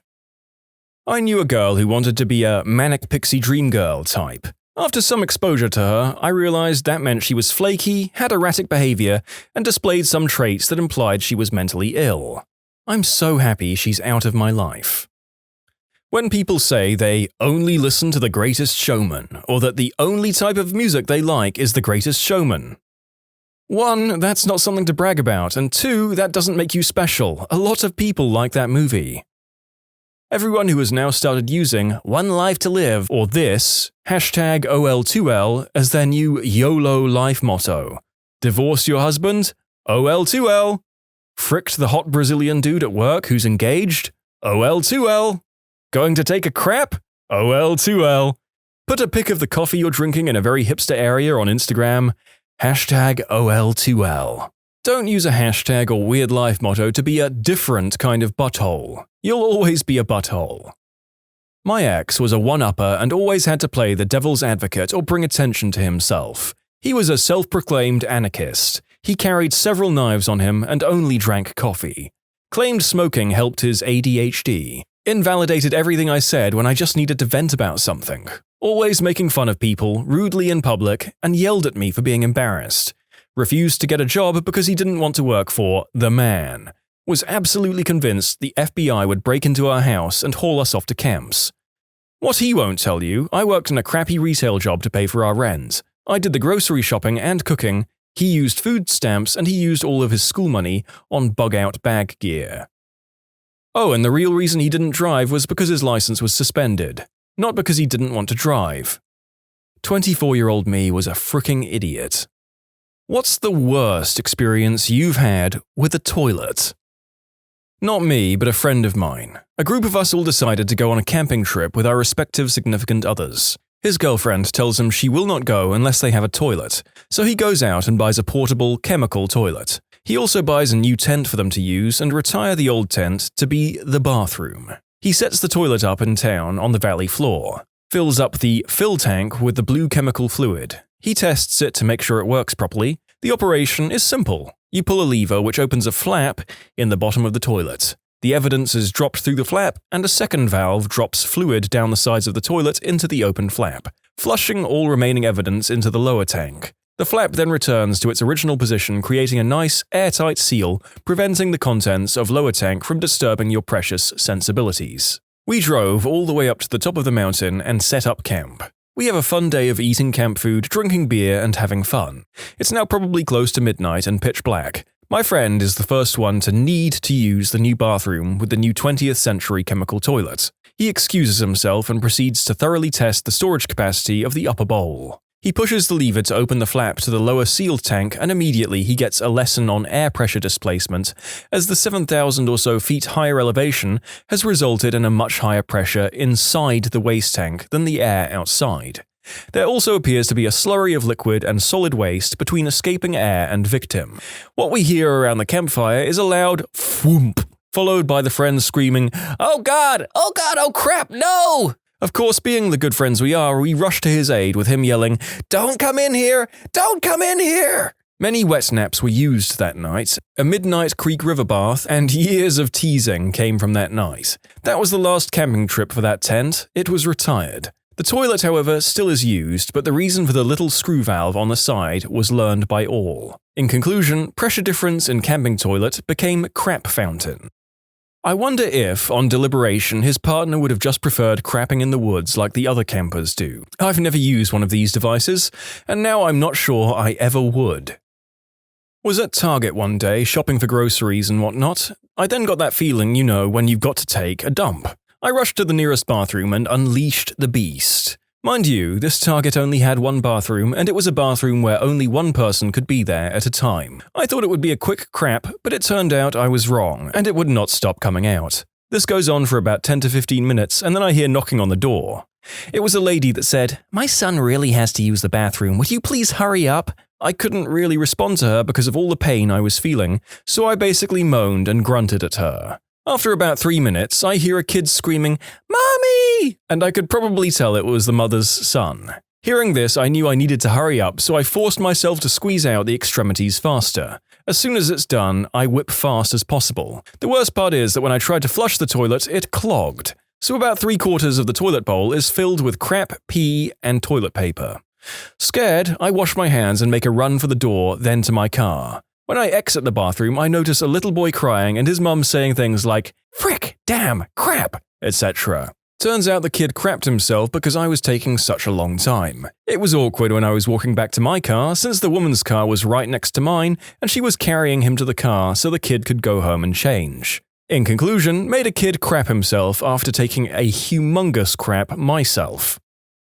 Here you go, my worst toilet experience. I have issues. I'm painfully shy, very nervous of things a lot of the time, and I get highly anxious about some things, particularly going to the loo. I find it really awkward to go to the bathroom in an unfamiliar house, even more so with unfamiliar people. When I was at university, I was the only girl living in a house with a group of boys. I was quite nervous about crapping. I mean, males tend to have a kind of idea of females that they don't do crap or something, and that they think that when they do, it's pink and pebble-like. Anyhow, one evening I went to the toilet, didn't put the light on, and the pull cord for the light was outside the bathroom. So I made the decision on my way that I wouldn't use the light. It was early evening in autumn, so it was light-ish. I could see, but it was dim and shadowy. I only had to pee, so it wasn't a huge problem.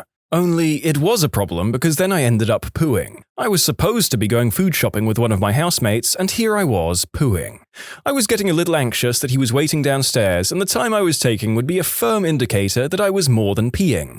I quickly finished up and was about to leave the bathroom when I thought to myself that I should maybe double-check the toilet was clean before I left. Having no light meant it was very hard to see if there were any stains. I used my phone to light up the toilet and saw the biggest poo ever. Seriously, it was taking up half the toilet and was wedged into the U-bend. I panicked. I flushed, but it didn't move. Didn't budge. Now I was getting really flustered. Downstairs, housemates would have definitely heard a double flush. It still hadn't gone. I couldn't risk a third flush. A third flush would be far more humiliating than dealing with it using an alternate method. At least I thought so. Not sure how I convinced myself of that, but in blind panic and toilet embarrassment, I did. I convinced myself that I had no other option but to lift it out. I did not tell myself to wrap my hand in toilet paper. In went the hand. I got a firm grip on the log and Sue learned that there is no gripping a poo. It can't be done. It began to disintegrate in my hand. But I managed to sort of flip it into the sink where it landed in 2 chunks with a wet thud slap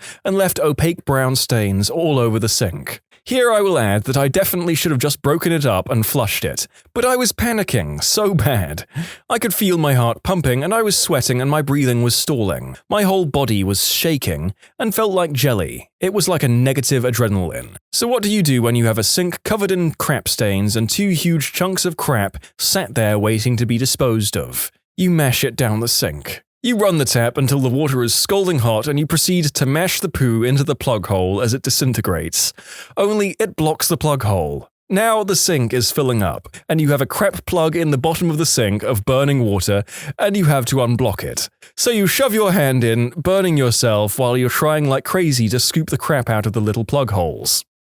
All the while, you hear your housemate shouting up the stairs, "Hey, Susie, are you okay? Are you ready to go?" Oh crap. Literally. Suddenly the panic reaches a new level. The housemate is coming up the stairs, the door to your crap sauna is at the top of those very stairs, and you know that the steam in this room is the most foul-smelling steam that could ever be, and soon it will have leaked under the door to the top of the stairs he's walking up. You grab bleach, soap, shampoo, shower gel, and start squirting it under the hot tap, trying like hell to make normal-smelling steam. I'm in the shower. I thought I'd need a shower. It might save time. What the frick was that excuse? Anyhow, the steam is now pooey and perfumed and sickening. The poo is almost mashed away, but the last few bits are not leaving. If you've never manhandled crap, it has a texture like no other. It feels a bit like when you start kneading bread just after adding the warm water and it's warm and sticky. Maybe it's seeded bread. There's definitely a slight coarseness to crap. Mainly, it's the stickiness that is a hassle. And the smell. Obviously, it sticks like melted chocolate and dough combined into a sticky, thick nightmare. You force the last few nuggets down the sink and start trying to wash your hands. The smell will not leave. Will not budge. After 10 minutes of scrubbing and soaping and crying and sitting because your legs will no longer support you, you decide to do the walk of shame. Exit the bathroom, tell your housemate that you were sick in the shower and it took some cleaning up. Remember suddenly, thanks to Beethoven, that tomato juice gets rid of skunk smell and wonder if it will get rid of poo smell. Set off to the supermarket in new hope of getting rid of the smell. The biggest "oh crap" came in the toilet roll aisle when my housemate says, "Oh, this reminds me, I did the biggest crap ever earlier. It wouldn't flush, I just had to leave it." It wasn't even my own crap. I'd known this guy for 3 weeks and had already gotten up to my elbows in his crap, all because it felt weird pooing in an unfamiliar environment. That flatmate's gonna try and take a dump at least 3 times before he leaves the house from now on. Yep, this incident will scar her for life. He will constantly go to the bathroom before he does anything, really. Holy crap, I must have been that kid. I thought this would be a funny topic to do, and it very much is. However, it's also making me pause to gag intermittently, so a mixed bag in summary. A mixed bag of poo, pee, and my spew. Here's another one. I was pooping in a train toilet. I thought it was locked. My country's train toilets use electronical locks. You push a button and it's supposed to be locked. But it wasn't. Some young good-looking lady walked right in. I was confused and didn't know what to say. 1, because I was crapping, and 2, because she was a fine-looking woman. So what came from my mouth joyfully was, "Tickets, please," and then the door closed automatically. I have Hirschsprung's disease, which basically means I was born without the muscles that move poop through the intestines. Basically, when I have to poop, there's no holding it in for a while. I have maybe 5 minutes before I crap myself. So I have many, many poop stories. My favorite happened when I was about 10. I went over to a friend's house, whose mother was a teacher at the school we went to, for the night. Since she's a girl and I'm a boy, we couldn't sleep in the same room, so I had to sleep in her older brother's room, who was about 16. Right before it was time for bed, my friend's mum said not to use the bathroom in the brother's room. I definitely didn't hear this, Probably because we were playing Legos or something.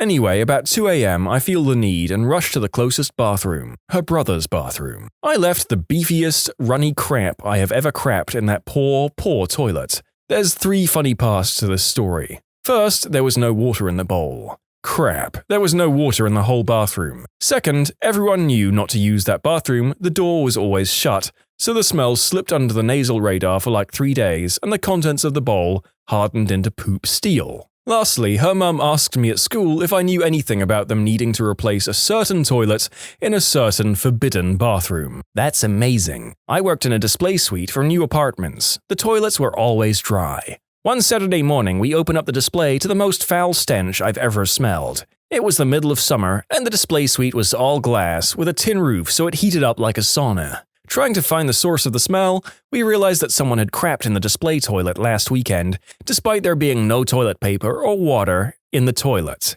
and being too embarrassed or inconsiderate to tell anybody. So for a week in the middle of Australian summer, this turd sat there festering. It was rancid. The worst part was, because it was in a working environment, it was a biohazard. The company I worked for was too cheap to professionally deal with the issue, so the cleaners tried to vacuum it out, blowing hot poo air out the back of the vacuum, only making the smell worse. It took weeks to get out, and now we seal the toilets shut. Typically, I won't drop a deuce anywhere but my own house, but one time I was at my new girlfriend's house and the situation was dire. I was getting sweaty fighting it. My stomach was making the sound that there were radioactive gases brewing, and I knew I didn't have time to get all the way home. So instead, thinking that I have the bowels of a normal person, I went to the bathroom and destroyed that toilet. Even with the fan on, I'm positive she heard it as if I recorded it for her on my phone. Finally, it was over. I flush and it clogs. I spent a total of 45 minutes in there between the act and the post-war toilet maintenance and lost any smooth points I had with her for the next several months. In conclusion, pooped in my girlfriend's house and went from knight in shining armor to the poopsmith in 45 minutes. So, what happened with you guys? I reckon it all went down the toilet from there. One time when I was little, I wanted to know what it would be like to be blind, so I blindfolded myself. When it was time to pee, I couldn't see the toilet and accidentally peed on the lid and started crying. Not sure if it was my worst or my best. I was peeing when a big sneeze hit me, which made me fart, which for some reason was followed immediately by a burp, which made me snort in laughter, which gave me the hiccups. You deserve an award for that. Is that what number 3 is? Burp snort. I once farted at the exact same time someone texted me. My phone was in my front pocket and set to vibrate. For a split second, I thought I'd farted so hard it was coming out front and back. I was walking into a stall in a subway, as in the underground transportation system, when I slipped in a puddle of pee and stuck my right arm into a pile of unflushed crap in the toilet in front of me, soaking my knees in pee, covering my hand above the wrist in the worst case of the runs I've ever seen, and badly spraining a couple of fingers when they caught on the edge of the toilet when I was catching myself. Then I spewed.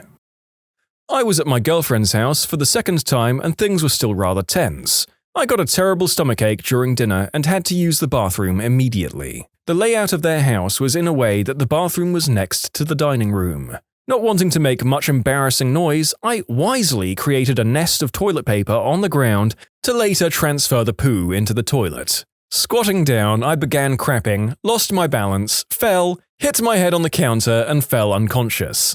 I was found in a mess of crap when I came to. I feel like this is an unfinished story. What happened when you came to? Not only will this technique prevent splashback, but it will muffle the sound. For our viewers' convenience, the narrator has followed the link provided by that previous commenter. The technique is apparently laying a single piece of toilet paper on the surface of the water, which does wonders for preventing splash and, by extension, UTIs. Academic hall bathroom, senior year of college. Went to take a crap during class. Did not look at the roll beforehand. Go to wipe, no paper. By myself in the bathroom, so I do that sort of haven't wiped my butt crab walk to check out the other stall. No toilet paper in there either. Go to the paper towel dispenser. No paper. Ended up using a handful of gum wrappers I had in my pocket to get enough to walk downstairs to the other bathroom and finish the job. I still have nightmares. Okay, so when I was in the first grade, I went to this hardcore Christian school in Florida, USA. So one day, my class went on a field trip to the library or something along those lines.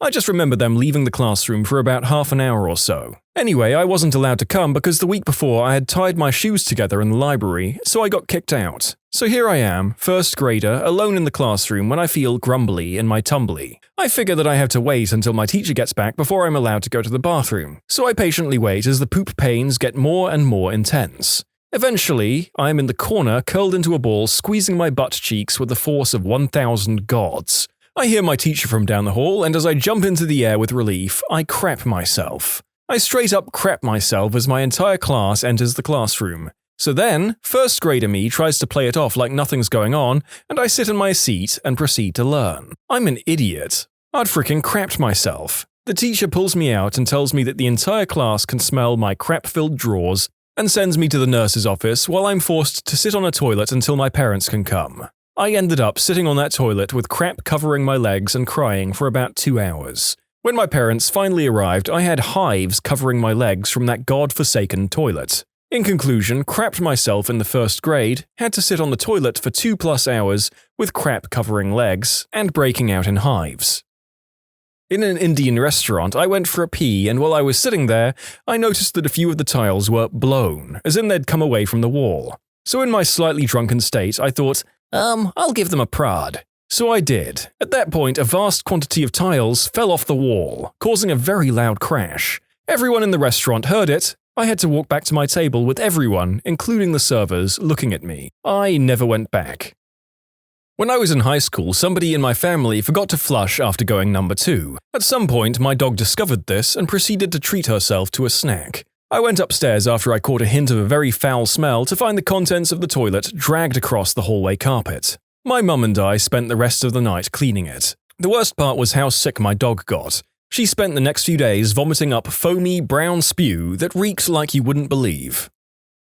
Mine would probably be having a violent period the morning after a night out whilst staying with my then-girlfriend in her dorm room, conducted in her ensuite bathroom with little to no sound insulation. I'd snuck out of bed around 6 a.m., praying to every available deity to leave her peacefully sleeping while I experienced my furious bowel vacation. Regrettably, this was not to be. As soon as I sat on the unfortunate porcelain throne, I unleashed a torrent of gas and liquid not usually experienced outside of volcanic eruptions. This was the pyroclastic flow of crapping. The noise was inescapable, and any attempt to control it just resulted in greater volume, except furnished with an embarrassingly puckered nuance. After the storm, I carefully opened the door, once again silently praying that my girlfriend would be clearly asleep, blissfully oblivious to the tarnation I'd just inflicted to her bathroom.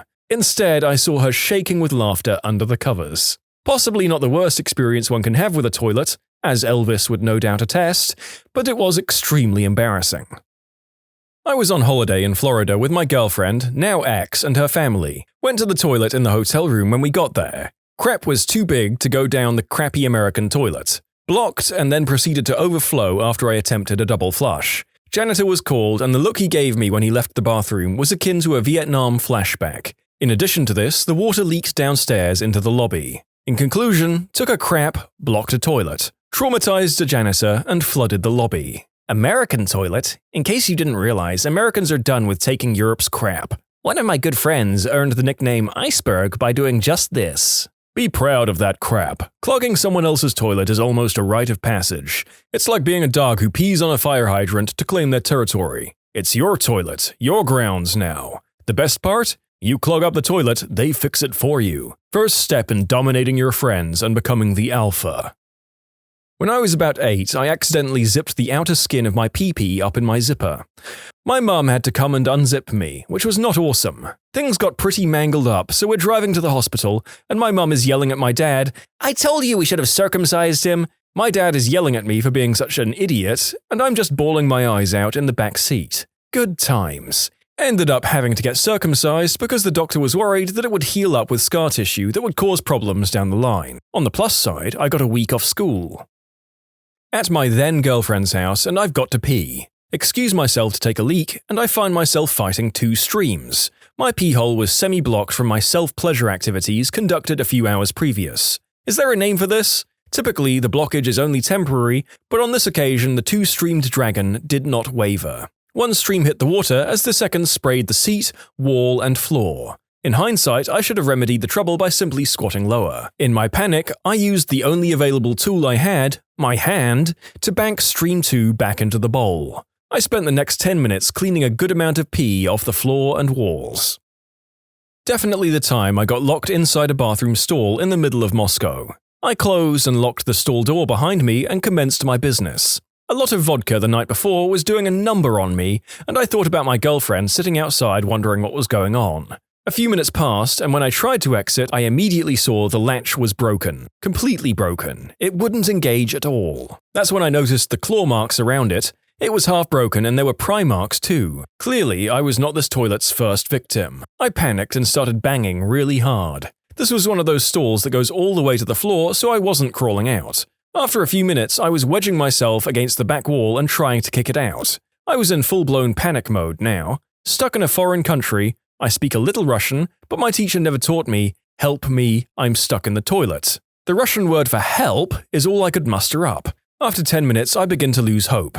This was deep inside the mall and there was no cell signal on my mobile, so I couldn't even embarrassingly text my girlfriend. After sitting back down and collecting myself, I decided to try and crawl out of the 6-inch space at the top. I shoved my huge winter coat and all my shopping bags one by one over the top of the stall. Then I began to try and scale the wall tile. These were high ceilings. I fell a few times and I heard a lot of Russian men murmuring. I figured all my purchases would be gone. Eventually I squeezed over the top and fell 8 feet down on my butt to a lot of stairs. Then I had to explain why I was in the bathroom for 30 minutes. She didn't even believe me when I told her this story.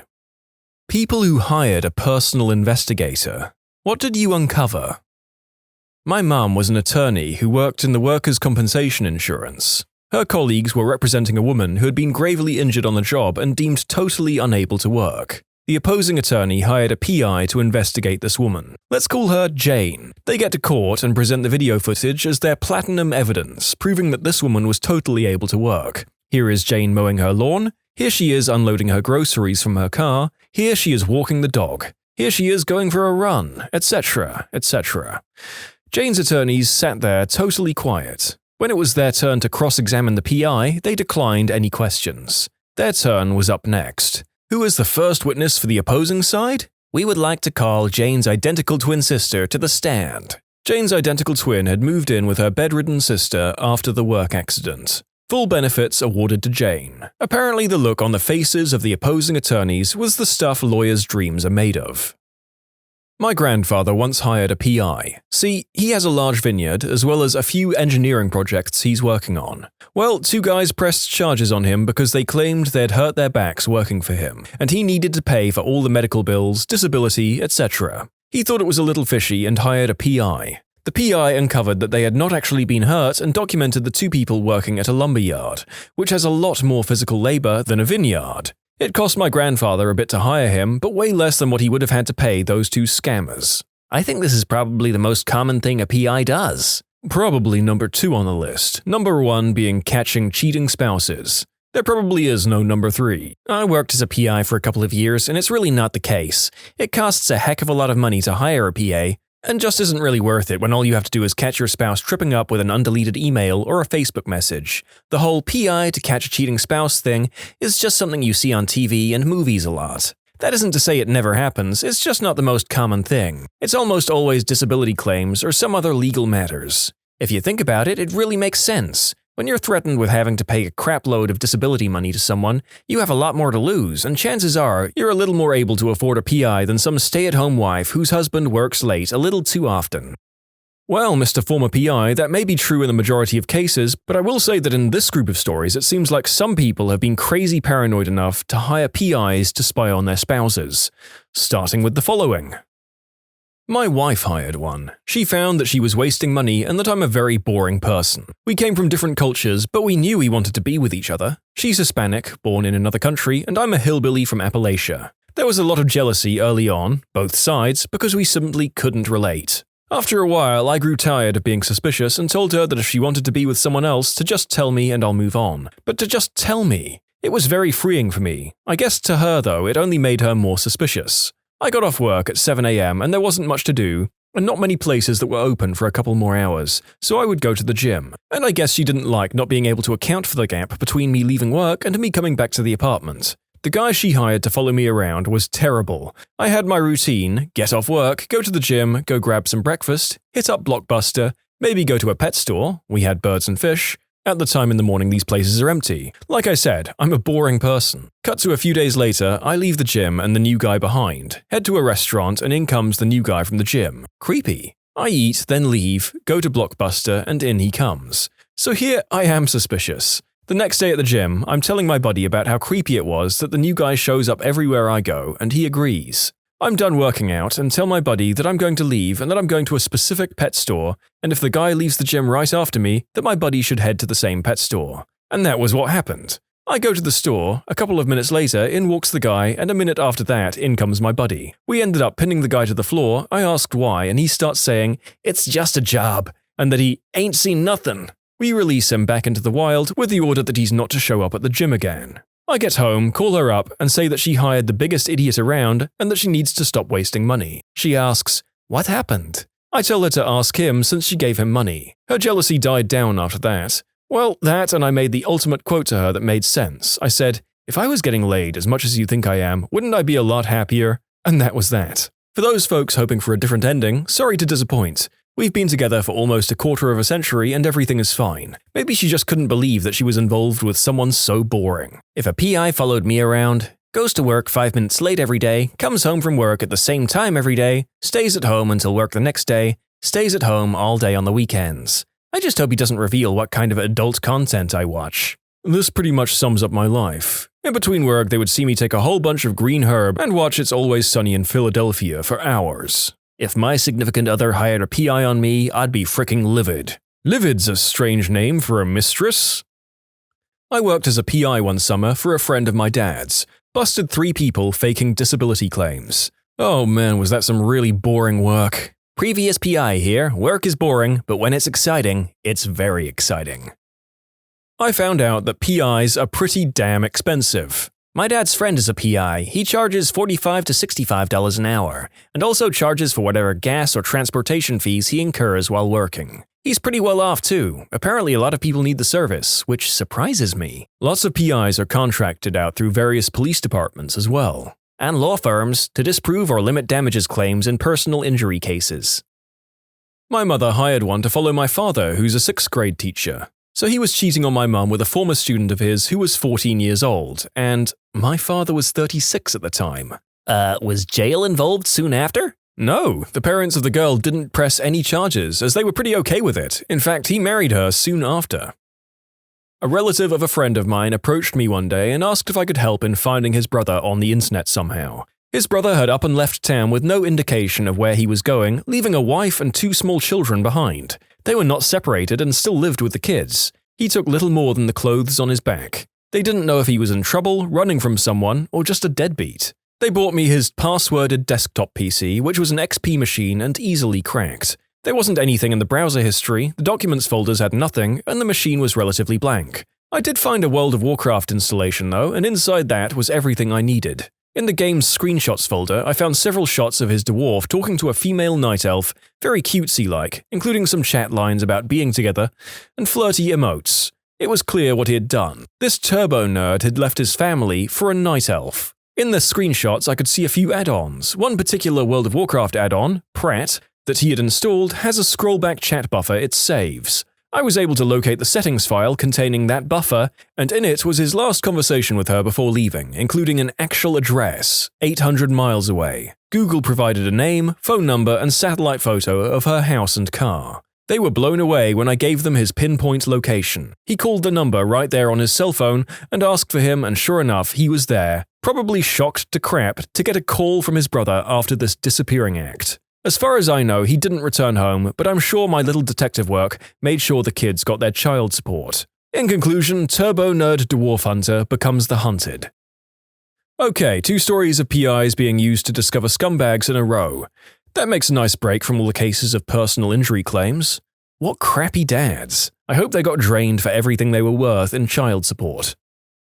My uncle hired one to follow his wife after she gave some signs of an affair. She was the principal of a school and claimed she had to work long hours or would attend every single school event and function and would be gone long hours or go on business trips, among other things. Turns out she was totally having relations with the vice principal. He got camera footage of them going to her house during lunch breaks for a quickie on my uncle's bed. He got other footage as well of them meeting up numerous times. It was never confirmed, but some kids at the school later claimed she and the VP had done it in their office. After it all came to light, it dawned on all the other aunts and uncles the many times my aunt would drop off her daughter at random times and random nights at our houses because she had a spontaneous school function and needed a babysitter. It was also mysterious when she surprised my uncle with chest augmentation surgery, which turns out was for the other guy. How does one surprise their spouse with elective surgery? Do they just roll over in bed and say, "Look what the melon fairy left, honey"? In 2005, my mother had suspicions that my father was cheating on her whenever he would go to the Dominican Republic, so she hired an investigator in DR who began to watch my father. The PI express mailed her some pictures of my father and some young woman kissing, dancing, going into hotel rooms, the works. She later found out that the woman was the mother of my father's illegitimate daughter, my half-sister. My father got her a visa and she is living with us now in the States.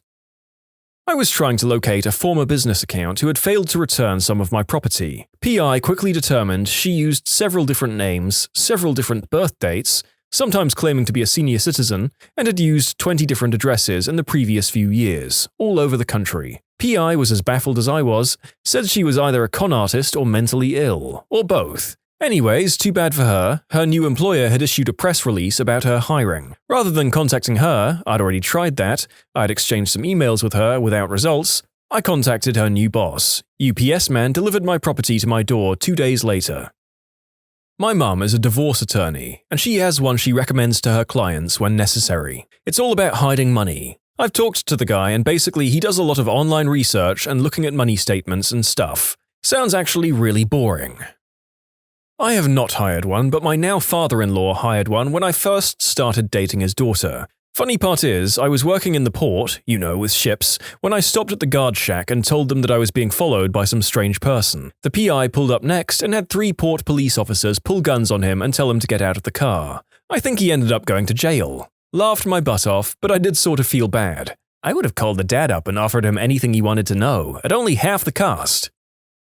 My uncle was a PI for a while. He mostly worked for insurance groups and lawyers to make sure the correct person was being served or prosecuted. He would have to figure out stuff like who burned the farm down, John Smith Jr. or John Smith Sr. Was Jane Doe the divorcee or the third wife? One time, this kid wrecked his Ferrari. Kid ended up posting his version of the wreck on MySpace. He told how he'd intentionally wrecked it because his parents didn't get him the Ferrari he wanted. It was very Tom Haverford from Parks and Rec.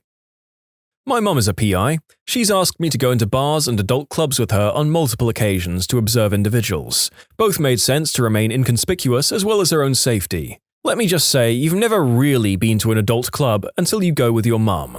She was trashing girls left and right out of earshot. About 10 years ago, my cousin was deployed in Afghanistan on his second tour. During phone calls back home, his daughter made mention of a new uncle he didn't know existed. My aunt decided to hire a PI for him and found out his wife was cheating with a doctor. Of course, he was heartbroken. The divorce that followed was quick. However, there is a bright side to this. After switching to a reserve unit, he was able to finish college and go to law school. His ex-wife? She was dumped by the doctor not long after the divorce. She attempted to reconcile, but my cousin refused. He's remarried. She lives with a group of friends in some run-down house. When I was 10, my parents separated and went through a nasty divorce. Sometime during all of that, he hired a PI to follow my mum around. The PI concluded that my mother was a working girl. She did escort service and hung around the doctor's conventions. The PI took photos and logged everything. My dad snuck into the house my mother and I lived in with a camcorder and recorded the discovery of a ledger containing all of her clients and the money exchange. He leveraged it in the divorce so he didn't get bent over entirely. My dad didn't tell me any of this until I was 17 or so. I didn't believe it until I thought back and remembered some things. She had a pager, and back in the 90s only a few types of people had pagers: doctors and working girls. She would suddenly be gone late at night if I woke up. She would always say she was out grocery shopping. I also remember walking in on her wearing a revealing dress made of leather. No more revealing than what girls wear to the club, but hey, that crap is weird when it's your mum and you're 10.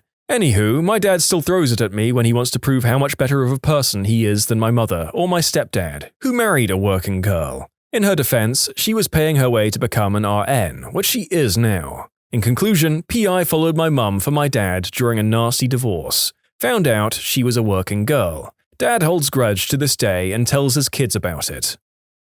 And another piece of evidence that many spouses apparently hire PIs to discover cheating spouses.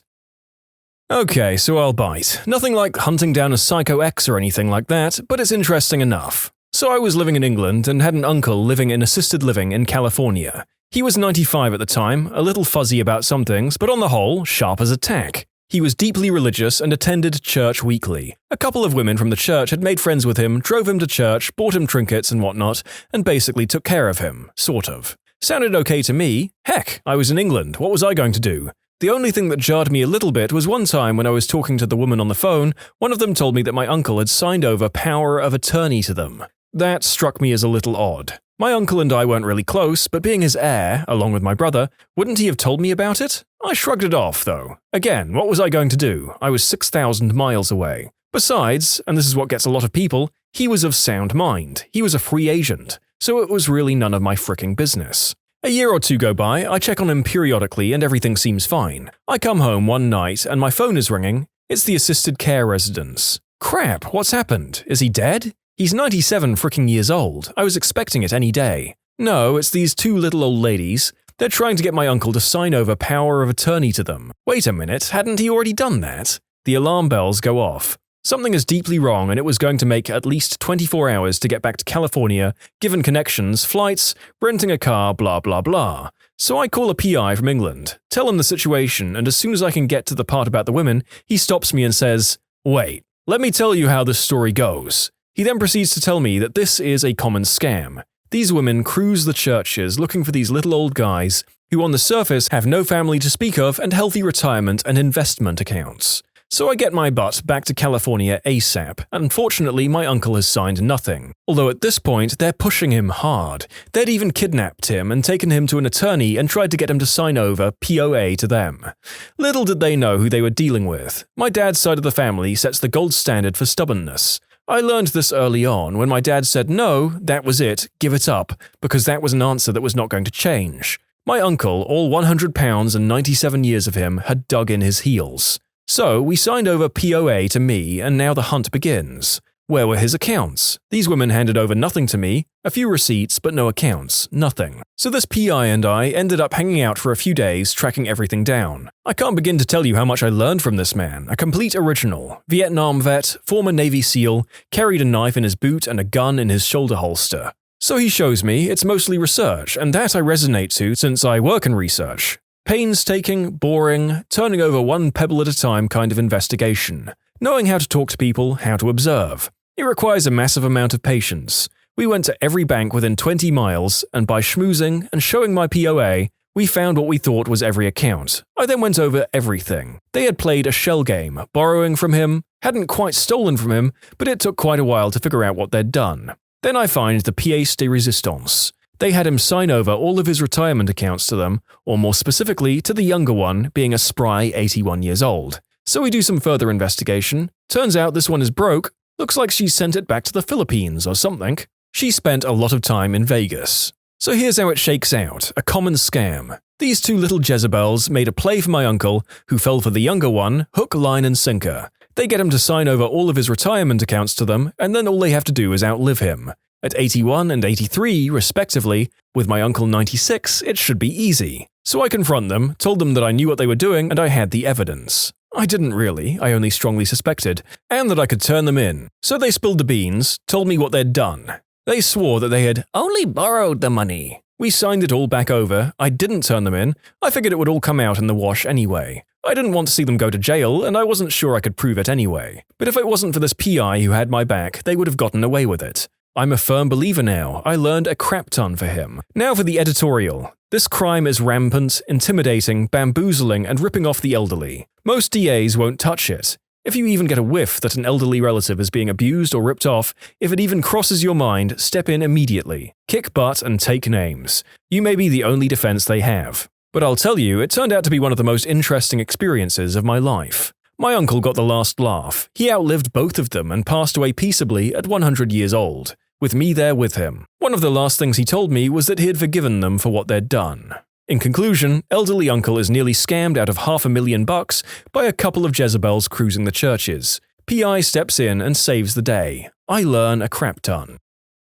We discovered that the driver who hit me not only went off the side of the road where I was, legally four-wheeling on a quad, she was talking on the cell phone, looking into the passenger seat, driving with no insurance and a revoked license because of previous convictions for causing accidents. After the truck, pushing my quad into a T-boned position, plowing up so much dirt in front of us that after 70 feet it finally came up to a halt.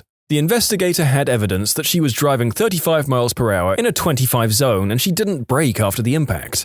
After the truck came to a stop, she jumped out and started running away, but witnesses caught her and held her there. My friend, who was sitting behind me, both of us 14, were carted off in ambulances and I never saw this woman's face. The trooper wrote the report that I, 14 years old, had taken an RV instead of an ATV and pulled out in front of the woman, though it was clear the accident happened off the roadway. The trooper interrogated me while I was lying on the ground waiting for ambulances before my parents even arrived. I was in shock while he rephrased the question, "Have you had any alcoholic or illegal substances today?" several times. My neighbors finally asked him to wait until my parents arrived. In the hospital room, he questioned me further while my parents were on their way. The nurse had to ask him to stop as my neck was being evaluated, and I had not even had pain medication yet. The accident was deemed my fault, although there were 2 eyewitnesses who testified against the woman to the trooper, and later in court I was told by the DMV I would have to pay the woman's truck damages before I was allowed to get a driver's license. And I carried SR22 insurance for 5 years after I received it. The investigator uncovered proof that the trooper knew the woman who hit me and was possibly friends with her. For the months in between the accident and when the investigation was complete, I fought an awful amount of guilt, believing it was my fault and not having any memory of the accident. My friend's leg was badly injured and required extensive surgeries over the next 5 years, and she was visiting from Texas and had to be medevaced back there via helicopter, which left her family with a huge financial burden. During that time, I even considered taking my own life and took one attempt that thankfully failed. My parents took the case to the state Supreme Court over the course of the next 3 years, and when we finally came to trial, the judge said the only way the report could be cleared and the financial obligations relieved is if the state trooper took back his statement. When we began going that route, we were told the trooper had been dismissed from the force for wrongful behavior and his testimony was worth noting. That was an expensive lesson in corruption. The financial stress contributed greatly to my parents' divorce. However, if we hadn't hired the investigator, we may have went on thinking it was my fault. I'm very thankful to know that it truly wasn't. Teachers. What's something a student of yours has said that made you lose hope for them?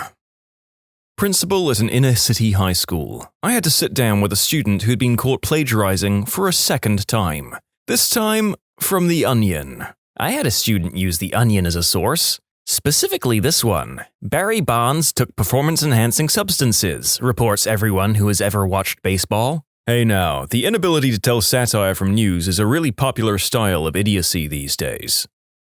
There was this kid named Lawrence who was one of those typical wallflower Catholic kids I grew up with. His dad was in our scout troop as a leader and was really meticulous. Like everything had to be just so. In the late 70s, most of the troop leaders had a relaxed dress code, but Lawrence's dad dressed like a 1940s scouting manual model, complete with brown uniform and wide-brimmed hat. Everything was pleated and pressed. His dad drove an old MG Roadster that was constantly breaking down. They were upper class and his mum was not in the picture. But the way Lawrence's dad picked on him was brutal. Stand up straight, Lawrence. Chin up. Be a good lad. Chest out. Chin up. Lawrence, don't go over there. It's dirty over there. Lawrence, stand straight and tall when I address you. Don't be rude. Wait until I've started eating before you start. Lawrence, do I have to raise my voice, Lawrence? By high school, Lawrence just gave up. He wasn't perfect enough, so why bother? He stared into space, he attended school in person only, just a blank and hollow shell. His clothing didn't change, it only became dirtier. His hair got long, he lost weight, and his clothes just hung on him. I think the only way to deal with his dad's control issues was passive resistance. By his senior year in high school, he flunked out. Not sure what happened to him after that.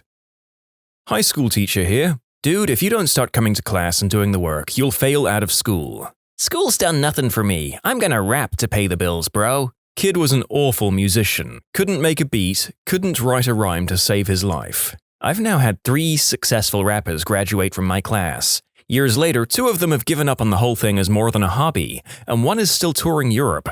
So when I have some kid rap terribly at me and say that's how he's going to make his money as an excuse for not doing anything in my class, I just laugh and then advise them to work on their flow. I work at an arts high school that attracts a lot of talented kids. You can still tell who's going to actually have a career in the arts because only a small number have the correct combination of dedication and talent, and an even smaller subset have humility and the ability to work with others. Yep, I have a friend I consistently second-guessed when he went on about the fact he was gonna make it one day. Didn't believe him, but he made it. Then again, he was always supremely talented, and I guess he finally figured out how to work hard in the end. Kid, totally serious. I'm gonna drop out. I'll make money off YouTube. How many views are your videos getting? Kid, I have 4 subscribers, so I just need a few more. I had a student who has a severe mental disability but was quite gifted in maths, but he's told myself, other adults in the room, the special education department head, and school psychologist he is going to drop out of high school to be a YouTuber. Mum and Dad are in serious denial of this fact, but he's dead set on it. You can see it in his eyes. In other news, it seems that the generation of students I have now want to be either YouTubers or professional video games players. I was born in the late 80s, and when I was their age, I remember having classmates being sternly told the actual statistics of them becoming professional athletes. I still have 2 to 3 classmates, graduated high school in 2007, that are dead set on making it into the NFL, but never played in high school or college. I feel this is the same with kids I'm seeing now. They don't truly understand the extremely low chance of them becoming pro in social media. Because they're growing up watching these people, of course they want to be like them. Just like the kids of our generation wanted to be movie stars or professional athletes. It's just that the world is moving into a digital age.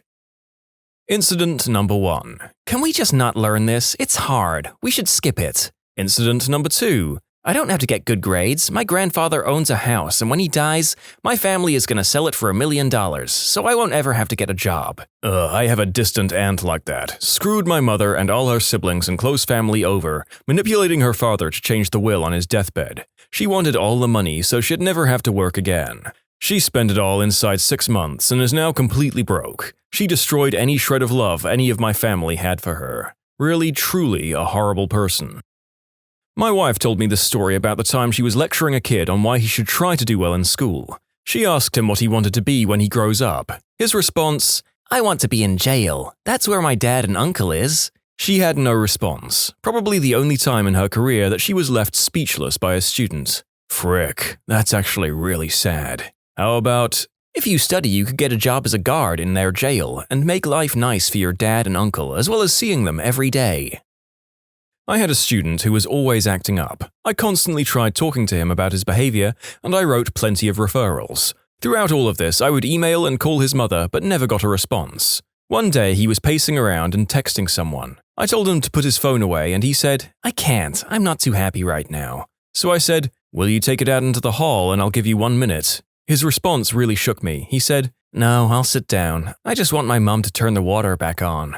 When all you know about a student is what you see in the classroom, it's easy to forget that they may not have a great home life. So I did wonder, is there any hope for him? But it also wasn't truly any fault of his own. He just had a crap home life where he was stricken by poverty. This is how my niece is. It's terrible. She's 15 and should be worrying about school and college. Instead, she worries about getting the younger kids up, getting them dressed and fed. On Monday, she kept asking me if I could drop off some bread and milk and cereal. It's just so frustrating because there are 3 adults in that house and none of them work. They're just junkies. We have called Child Protection Services more times than we can count. Her mother had her at 15 and then just kept having kids. My sister-in-law also grew up in a similar home to the one she's providing now. I really just think it's one of those cycles that she just can't break. Her thought process is, I grew up like this, so why make it any different from my kids? All 4 of them have different dads and only one of them has a dad that's involved.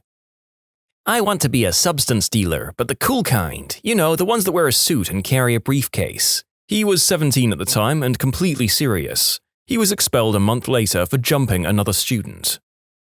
When is the teacher coming? This wasn't the first lesson I had with this child. I teach computer science in university. I get a lot of freshmen that picked the major because they heard it was a high-paying major, but don't actually like the subject they're in. The worst was a recent student that asked if they could just do the assignments by hand. They don't want to use a computer, they didn't really like using them. People use computers too much. I don't start doing that. Also thought computers could do too much and wanted people to stop using them. Bruh, this is a programming course for computers in a major about making computers do things. You're going to need to use a computer. Needless to say, I told them this probably wasn't the major for them.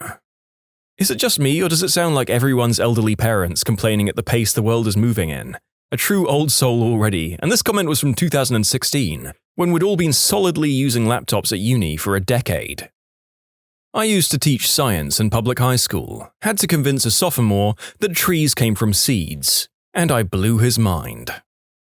I had one 4-year-old who couldn't hold a pencil. He couldn't remember how to pick it up and didn't have the strength to push it down hard enough on the paper to get any leverage. He couldn't color, had no motor skills whatsoever. He didn't have a dominant hand. His parents liked to leave him at my learning center for an hour, even though he couldn't use the bathroom on his own. He was 4 years old and didn't have the slightest grasp of the alphabet and couldn't retain anything we taught him. It took a month to get him to count to 10. My theory on all of this is that on top of a learning disability or developmental delay, his mum was in denial, and of course he was a natural lefty, who was forced to use his right hand, but because of his disability, he couldn't, and ended up not developing any motor skills in either hand. Poor kid.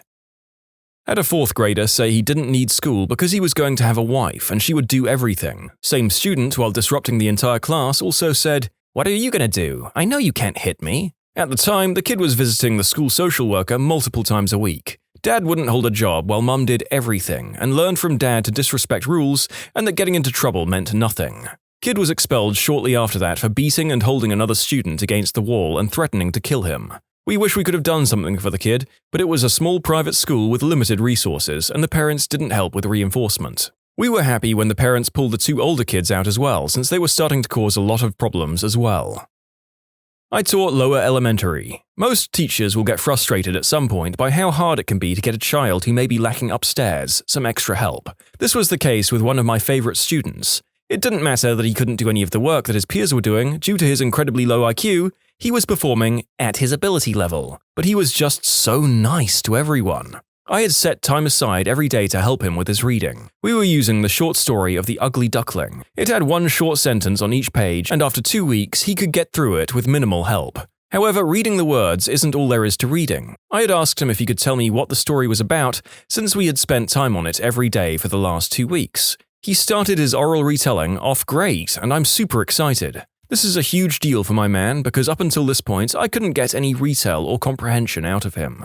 I'm super pumped and he is feeding off my energy, and he's so proud of himself. This kid is glowing. We're only 3/4 of the way through the story though, and we come up to the end of The Ugly Duckling, and he's telling me that the duckling changes. This word took us forever to say, much less read, but then he stops and goes into his deep thinking stage.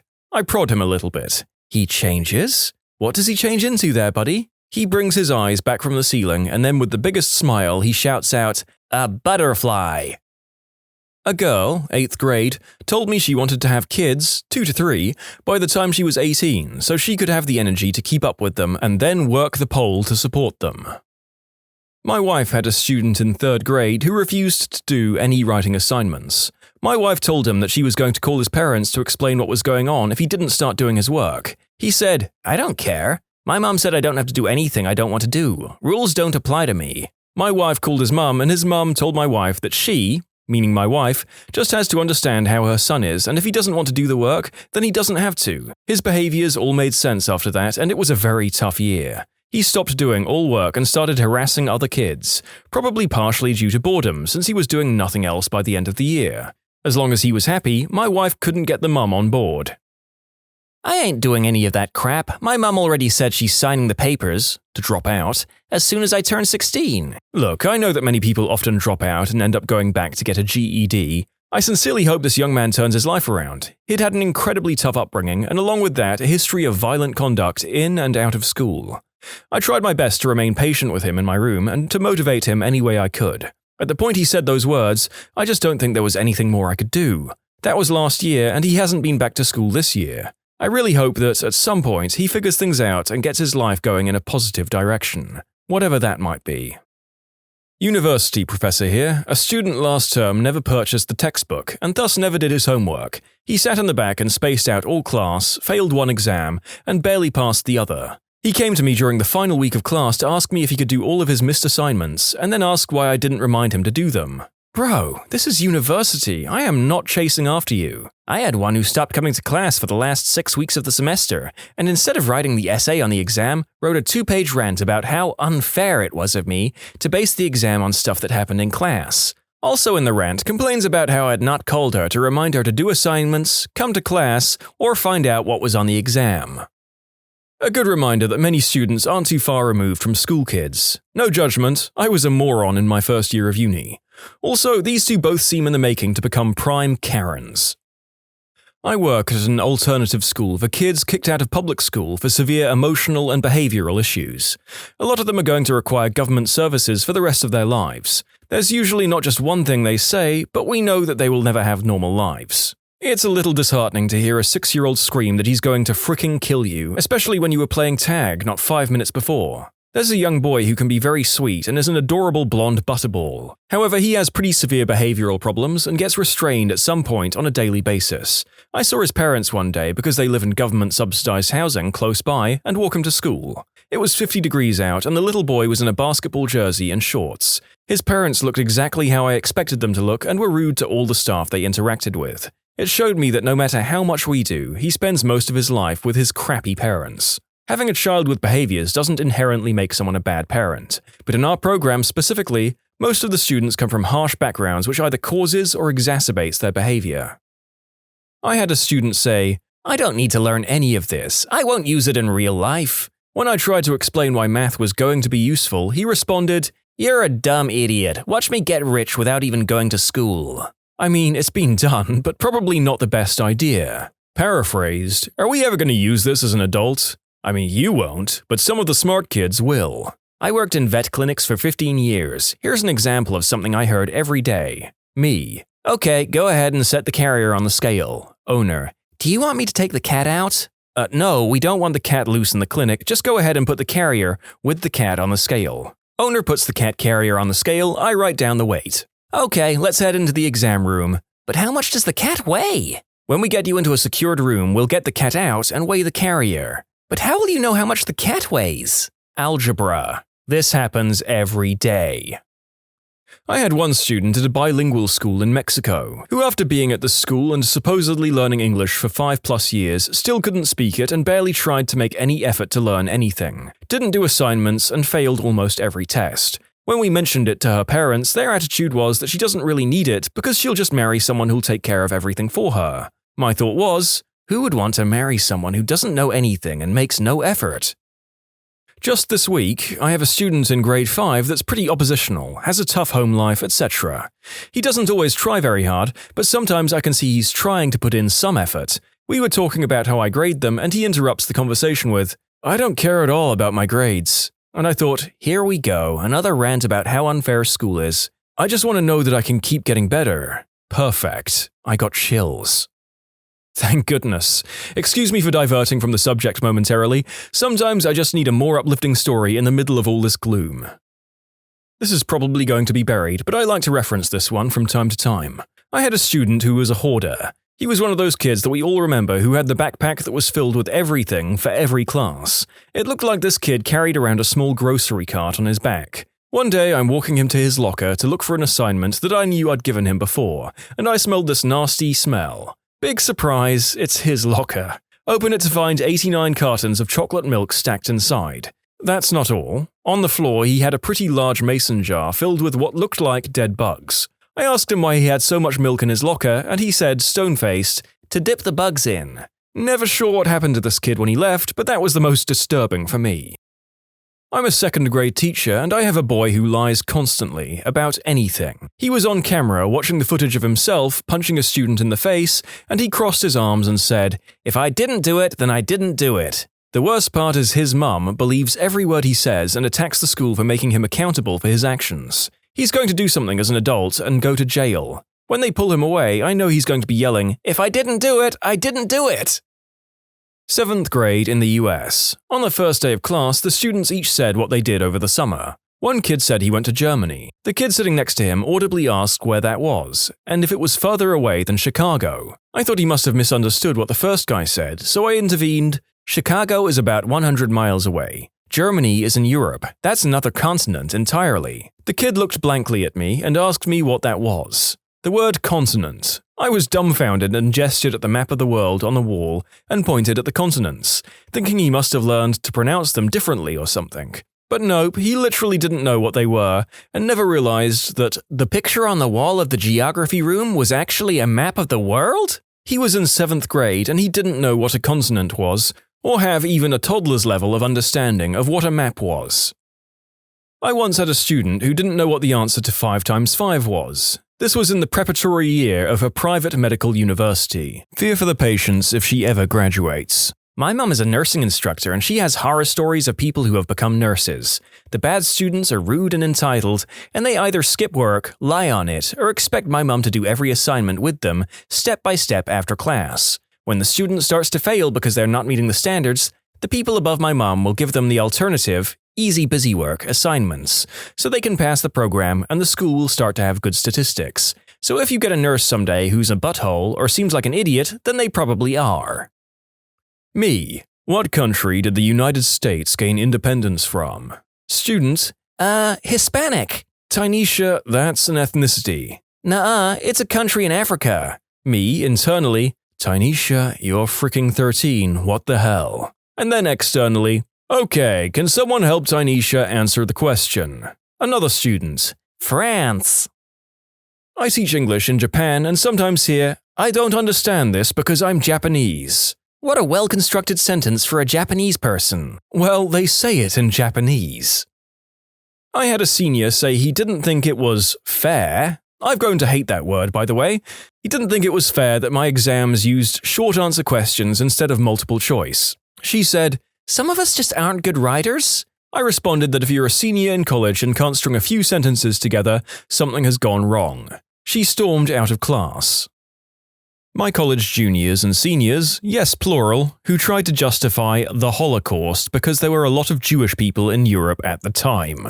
To make it worse, almost half of my family died in the Holocaust.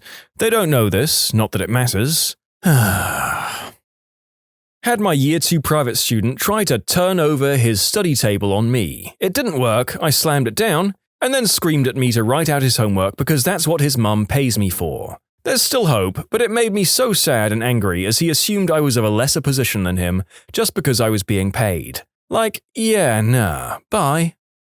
Minimum wage workers. What customer rules aren't you paid enough to actually enforce? I worked graveyard at a Jack in the Box near a community college. The line would get so long, I decided to give out a mystery treat to every passenger in the car. From free orange juice to Jumbo Jacks, everyone was a winner. Reminds me of the time I went to Taco Bell late one night and ordered a single taco, and when I came to grab my order from the drive-thru, I got a huge sack of like 20 tacos. I hit the mega jackpot. People sleeping in their cars overnight. I consistently work night shifts and see it all the time. We're meant to tap the windows and ask them to leave, but really, if someone has to sleep in their car and we have a huge empty car park, why kick someone while they're down?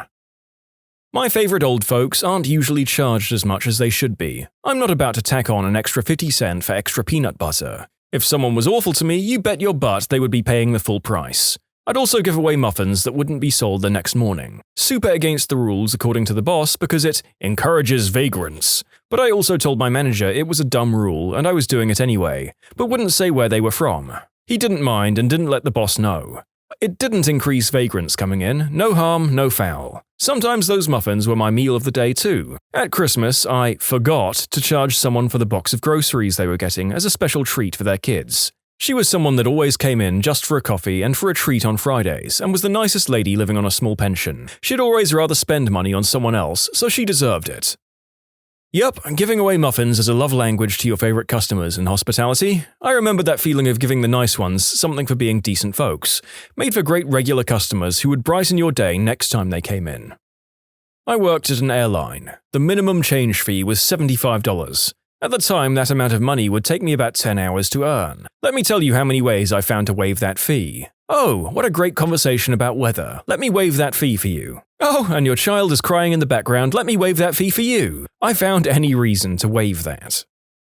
In Disney World, I worked at Cirque du Soleil. They would throw away all the food at the end of the night, but nothing got me more upset than the cotton candy. It cost them like 15 cents a bag to make, but sold it for $5.50, and then they would throw it away. I used to grab bags and give them to the guests for free. Also gave away popcorn and hot dogs and stuff. No use letting it go to waste. The Cirque team was extremely small, maybe 14 employees on payroll, with about 8 on shift at a given time. Yet we serviced over 6,400 people in 2 shows each day. A typical shift went like this. Go in at 4 p.m. and prepare for 6. Management will give you how many hot dogs, cotton candy, pretzels, and popcorn to make. When 5:30 rolled around, we opened the doors and sold. Then, after the show finishes at 7:30, live show, so it varied, we would restock depending on how good we did during the first show, and the number we're expecting for the second. We make adjustments and prepare for the next show. Around 8:30, we open the doors, sell. Once the show is on, there will rarely be someone buying stuff. They spent $80 a ticket to watch an 85-minute show. I'd be darned if they were going to miss a second of it. After the show, 3,200 people are rushing out, so when the theater was about 80% empty, if I knew we were going to have an abundance of stuff left over, I was doing it long enough to accurately gauge, I'd just give it away. No harm done. I worked at the Costco hot dog stand. One of my coworkers volunteer tested at an animal shelter. She would take the extra hot dogs at the end of the night and bring them to the shelter to feed the dogs. Management found out and fired him over it. It teed me off because he stole nothing but garbage. People paying with expired coupons for anything that wasn't medicine. I worked in retail pharmacy and we had to let customers make their front store purchases at the pharmacy if they wanted to. I just scanned all the expired coupons anyway because it wasn't worth the trouble of having an argument with the customer and increasing the amount of time that they were on the line. Obviously, with those RX coupons, it was another story, as overriding that could be considered insurance fraud. At minimum wage, the only things I would care about are the things that would get me arrested or would keep me up at night. Not a worker, but I was being assisted by a minimum wage worker at a chain arcade. Me and my friend were figuring out what we could afford to get from the little rewards area, and we started to sit down and begin counting. He saw us and said, "Nah, don't worry, they don't pay me enough to care." We still felt bad, so we put some of the candy we got back. He started scanning our point cards and the rewards. We had an extra 5 to 10 pieces of candy, and he was like, "Oh, looks like you can't afford it." Then he slid all of the candy into the bag and handed it to us. 10 out of 10 employee. I hope he's doing well. I work at a pizza joint that has a redemption center, kinda like Chuck E. Cheese. I do this all the time, especially for birthday kids. If it's their birthday and they want something, I just ask them, "Well, it's your birthday? What do you want? Pick anything you like." They want the thing that has 1,000 tickets? Fine. It costed us $5, and your parents probably gave you $10 anyway. It's your birthday. You just go be a prince or princess.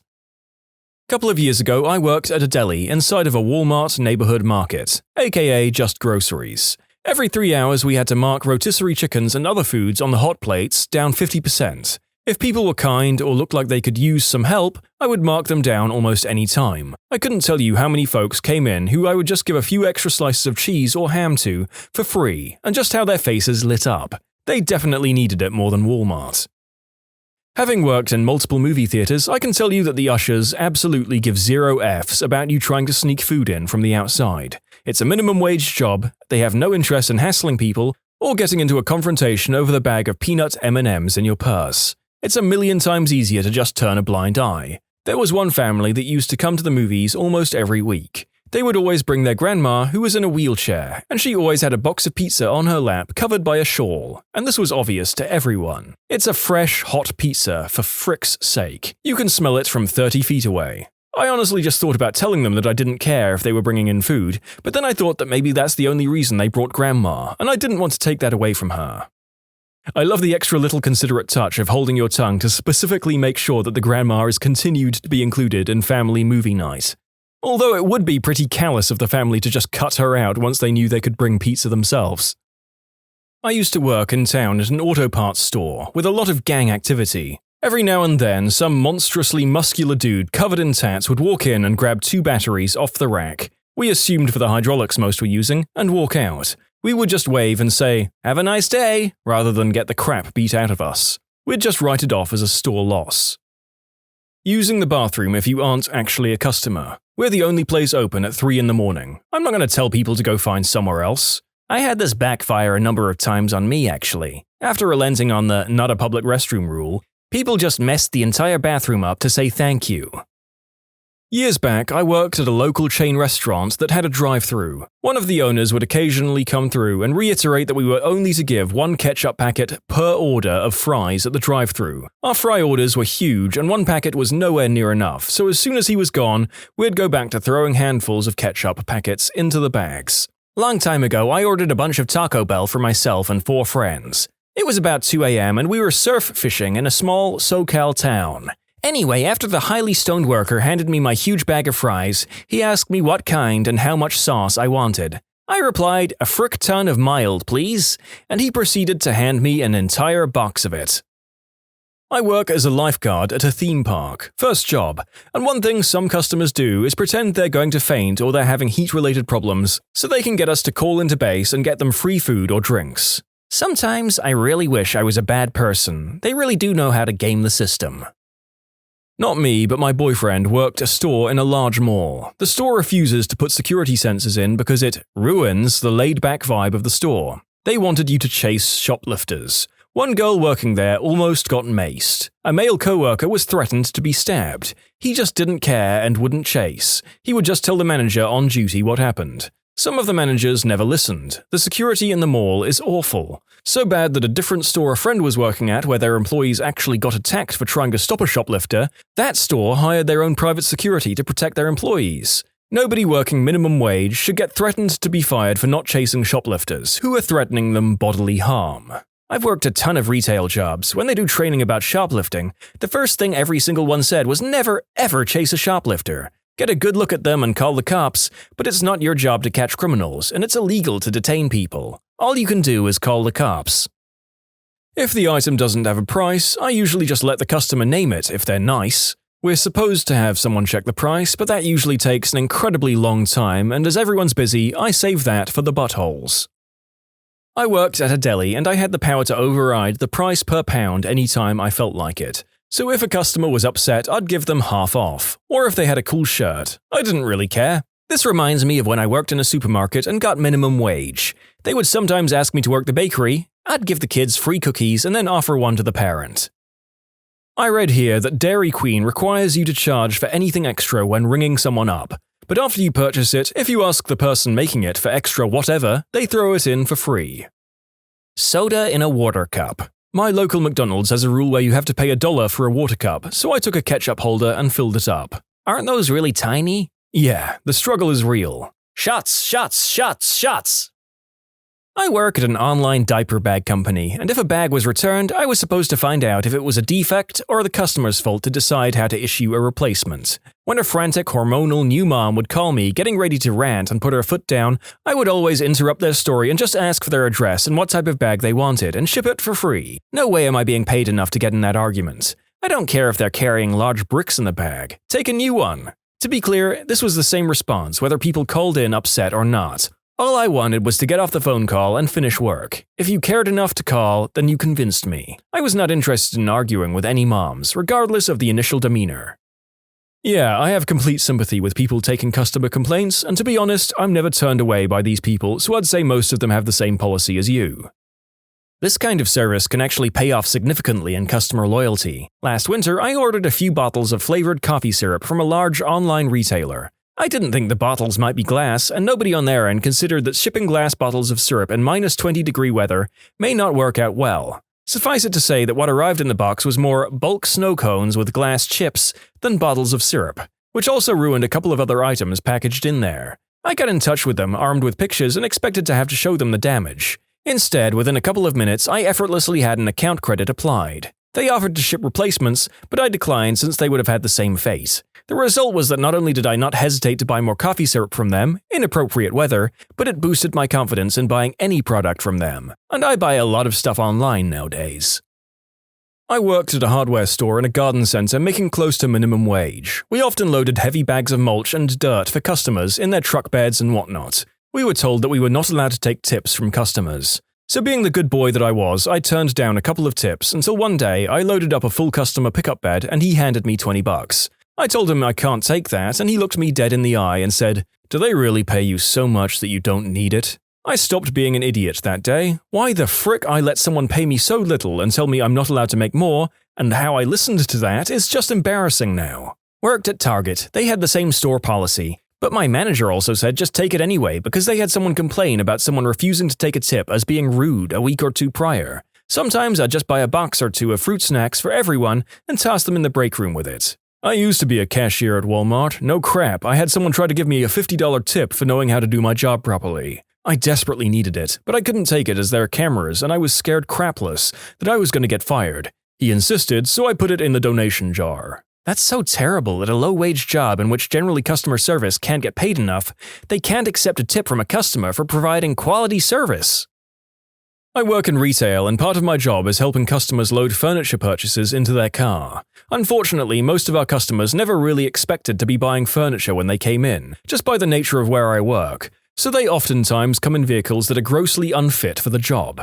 I've had to help customers try to lift love seats and sofas into the back of their sedans, for example. Well, one day after I'd been there a few weeks, I got called into the furniture department for customer assistance. So I go out there with a flatbed cart and meet the lady who bought a large chest. We get it on the cart and I push it out into the parking lot. Then she points me to her tiny little car. I can immediately tell there's no way in heck it's going to fit, but she's convinced we can make it work. About 20 minutes later, she actually proves me wrong. As we're saying our goodbyes, she pulls a $5 bill out of her wallet and offers it to me. I tell her that I just started there recently, and so I actually wasn't sure if I'm allowed to accept tips. She said something along the lines of, "It'll just be our little secret." And after thinking for a moment, I said, frick it, helping her was way more trouble than the $3 I was paid in those 20 minutes. So I took her money, went back inside and casually asked my boss if I was allowed to accept tips. "No," he said. "Don't get yourself fired over an extra $1 or $2. I briefly considered handing him the money and apologizing for accepting it, despite not being sure I was allowed to. Instead, I told him, "Okay, I only ask because that furniture call I just helped with was going to offer me a tip before she realized she didn't have any cash on her. Made me realize I didn't actually know, so I'm just asking for future reference." Oh no, wouldn't want to lose this minimum wage job taking money offered by thankful customers that in no way costs the business anything. Massive retail corporations really just are the worst, aren't they? Work your minimum wage employees to the bone and flat out block them from taking gifts from grateful customers. No way that I wouldn't take that money. I work at Target and we aren't allowed to do anything to physically stop people from stealing. If someone's trying to be sneaky, we're supposed to say, "I think you forgot that in your cart." But if he wanted to grab something and just walk away with it, only thing we can do is tell asset protection. Back when I worked for Home Depot, one of the guys in hardware watched someone stuff screws and nails and other small items into their pockets. My coworker walked up behind him and scared the frickin' crap out of him by yelling, "So, are you gonna pay for those or what?" He got in huge trouble but wasn't fired, and it was funny as frick watching someone flail about with nails flying out of their pants. Whenever I shop at a department store, I always try to find the most disgruntled-looking cashier. I've had cashier bags that weren't scanned. They didn't care, and I don't say anything. That happened to me at Michael's, a crafts store, a few days before Christmas. The store is absolute hell on earth, and my cashier was a weary, 16-ish-year-old guy who was just done. He had the 1,000-yard stare, poor kid. He was mumbling on about how his girlfriend is mad at him because something about her birthday and how all the customers are just so mean and scary. I don't think he was even talking to me. I think he was just having a stream of consciousness. Anyway, I notice he's just shoving things into a plastic bag, so I say, "I think you forgot to ring some of those things up." He looks at me in a daze and says, "You look like a nice lady and I just can't do this anymore, so here you go." Wow. Thanks, fam. Hope you had a happy holiday. Used to work at a movie theater. No one cares if you bring your own snacks, although it's super aggravating if you just leave your snack garbage at the theater instead of taking it out with you. We usually have an hour window where all the theaters are getting out. We tend to have about 10 minutes per theater to clean on a busy day. Leaving your garbage in your seats makes everything slower. It's not hard to carry it down to the can.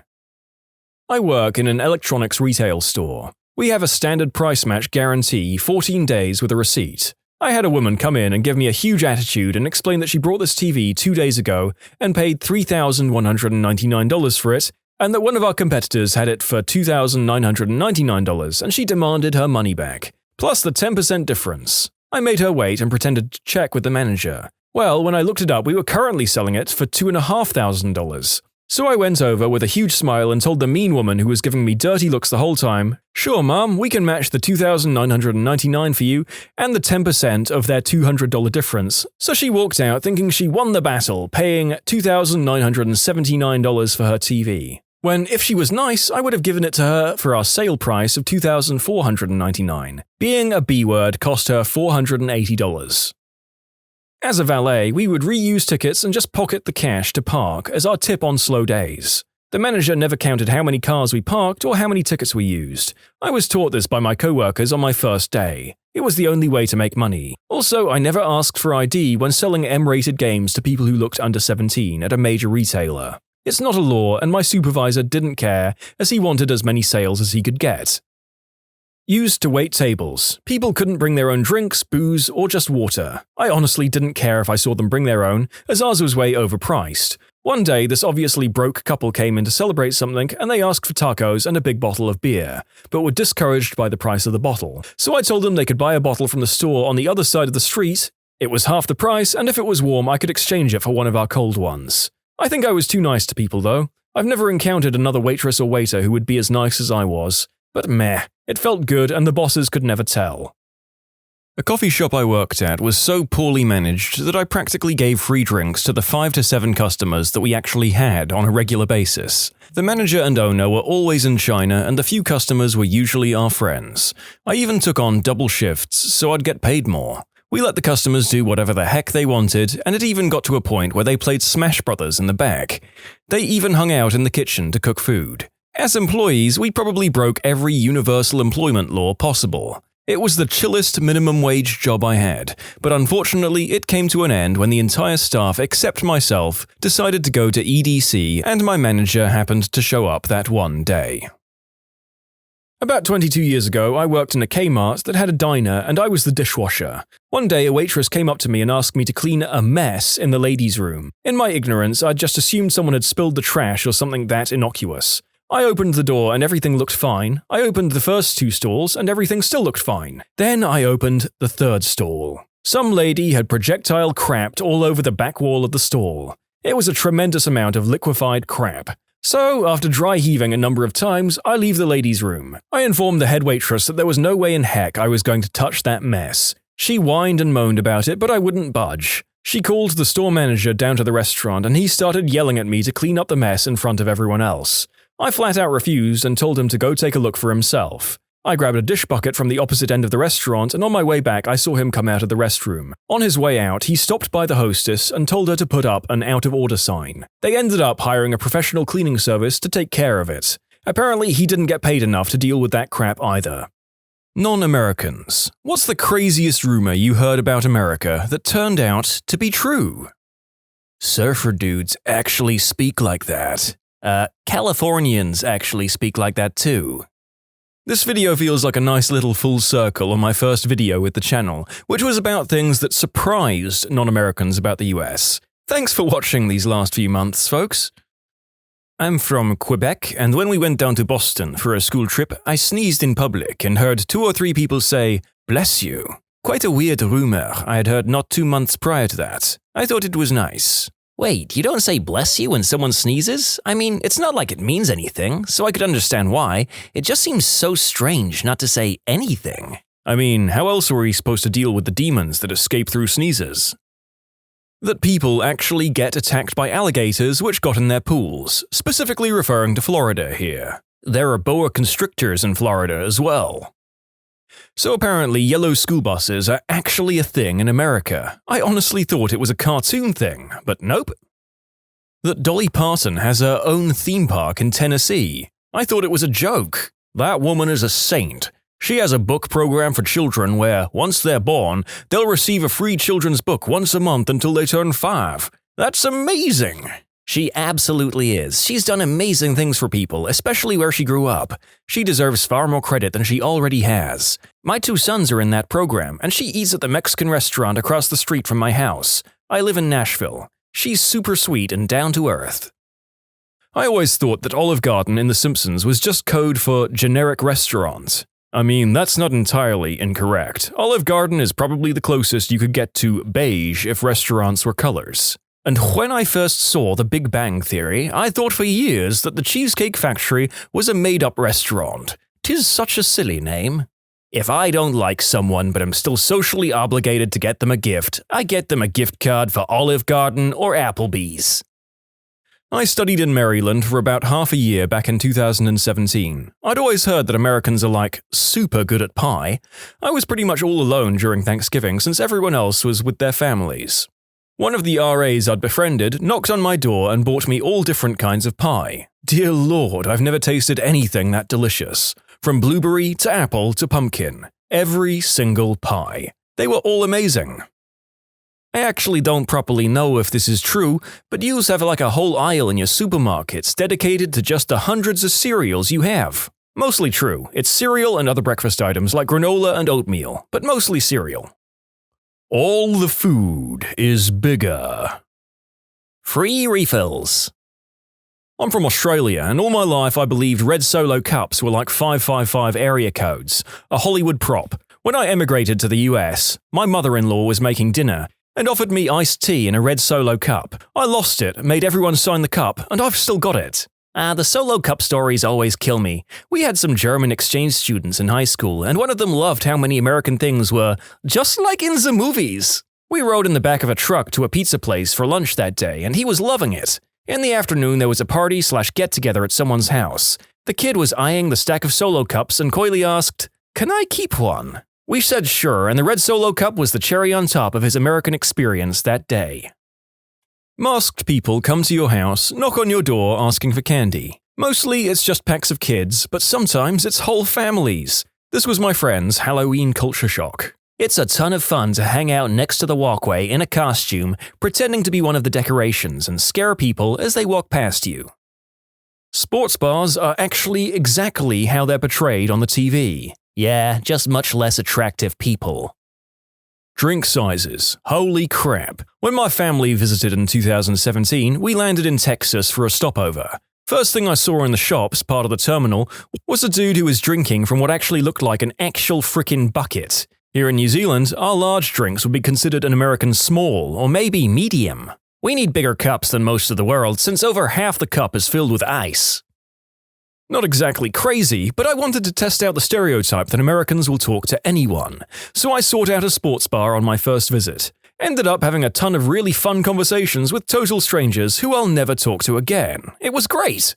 American, I will speak to anyone about anything. I can't even count the number of times I've randomly started conversations with strangers, become friends within 30 minutes, then never spoken to them again. When I started traveling for work, I'd often find myself in bars or on flights and buses alone, so I'd end up starting a conversation so I could have some human interaction.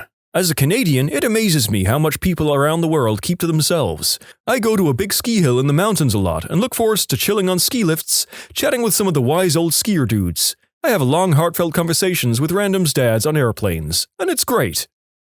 Again, naturalized European narrator here, it seems like such a damn culture shock to have random people engage in conversation and have, or at least seem to have, genuine interest in the conversation. It's deeply unnatural, but quite pleasant for us. Biscuits and gravy is a legit thing. Also, you can ride motorcycles without helmets in some states, and your iced tea isn't sweetened unless you ask for sweet. Nothing could have possibly prepared me for the absolute dichotomy of sweet tea versus iced teas in the comments to this. This is evidently very important to many. A good sausage gravy with sage and black pepper, with some good flaky biscuits, is one of the best southern comfort foods, along with a cup of strong, sweet iced tea. Crazy hospitable. Turned out to be true. Talkative. Turned out to be true as well. $2 bills. American state and national parks are some of the most beautiful places on Earth. All parks could use more funding, but American parks are well-staffed and maintained. There's real pride there. I love our national and state park systems. One of my state parks recently got a herd of bison, which I haven't seen in the wild since my trip to Yellowstone. The week I graduate, I'm going to go see them and relax in nature. The minimal amount of paid days off you can get from work. A friend of mine from Wisconsin was very proud he got 20 days off per year. If someone in Germany would offer me only 20 days, I would laugh at him and leave. So student loans. How does it work in the USA? In the UK, when you go to a university, you take out a student loan, and after uni, when you earn a certain amount per year, a percentage above that threshold goes towards paying it back. However, if you don't earn that much, I don't know how much, maybe 20 to 25k per year, then you pay nothing. Then after a while, if you haven't paid it back, 30 years, maybe 40, then it just disappears and you don't have to pay it. In America, do you have to pay regardless of income? Is there a time limit after which debt expires and disappears? No. The only time the debt expires or disappears is if you die or pay it off. Most people have co-signers, which tend to be parents or family members, so even if they die, the co-signer will be forced to pay the student loan debt, on top of dealing with the loss of a loved one.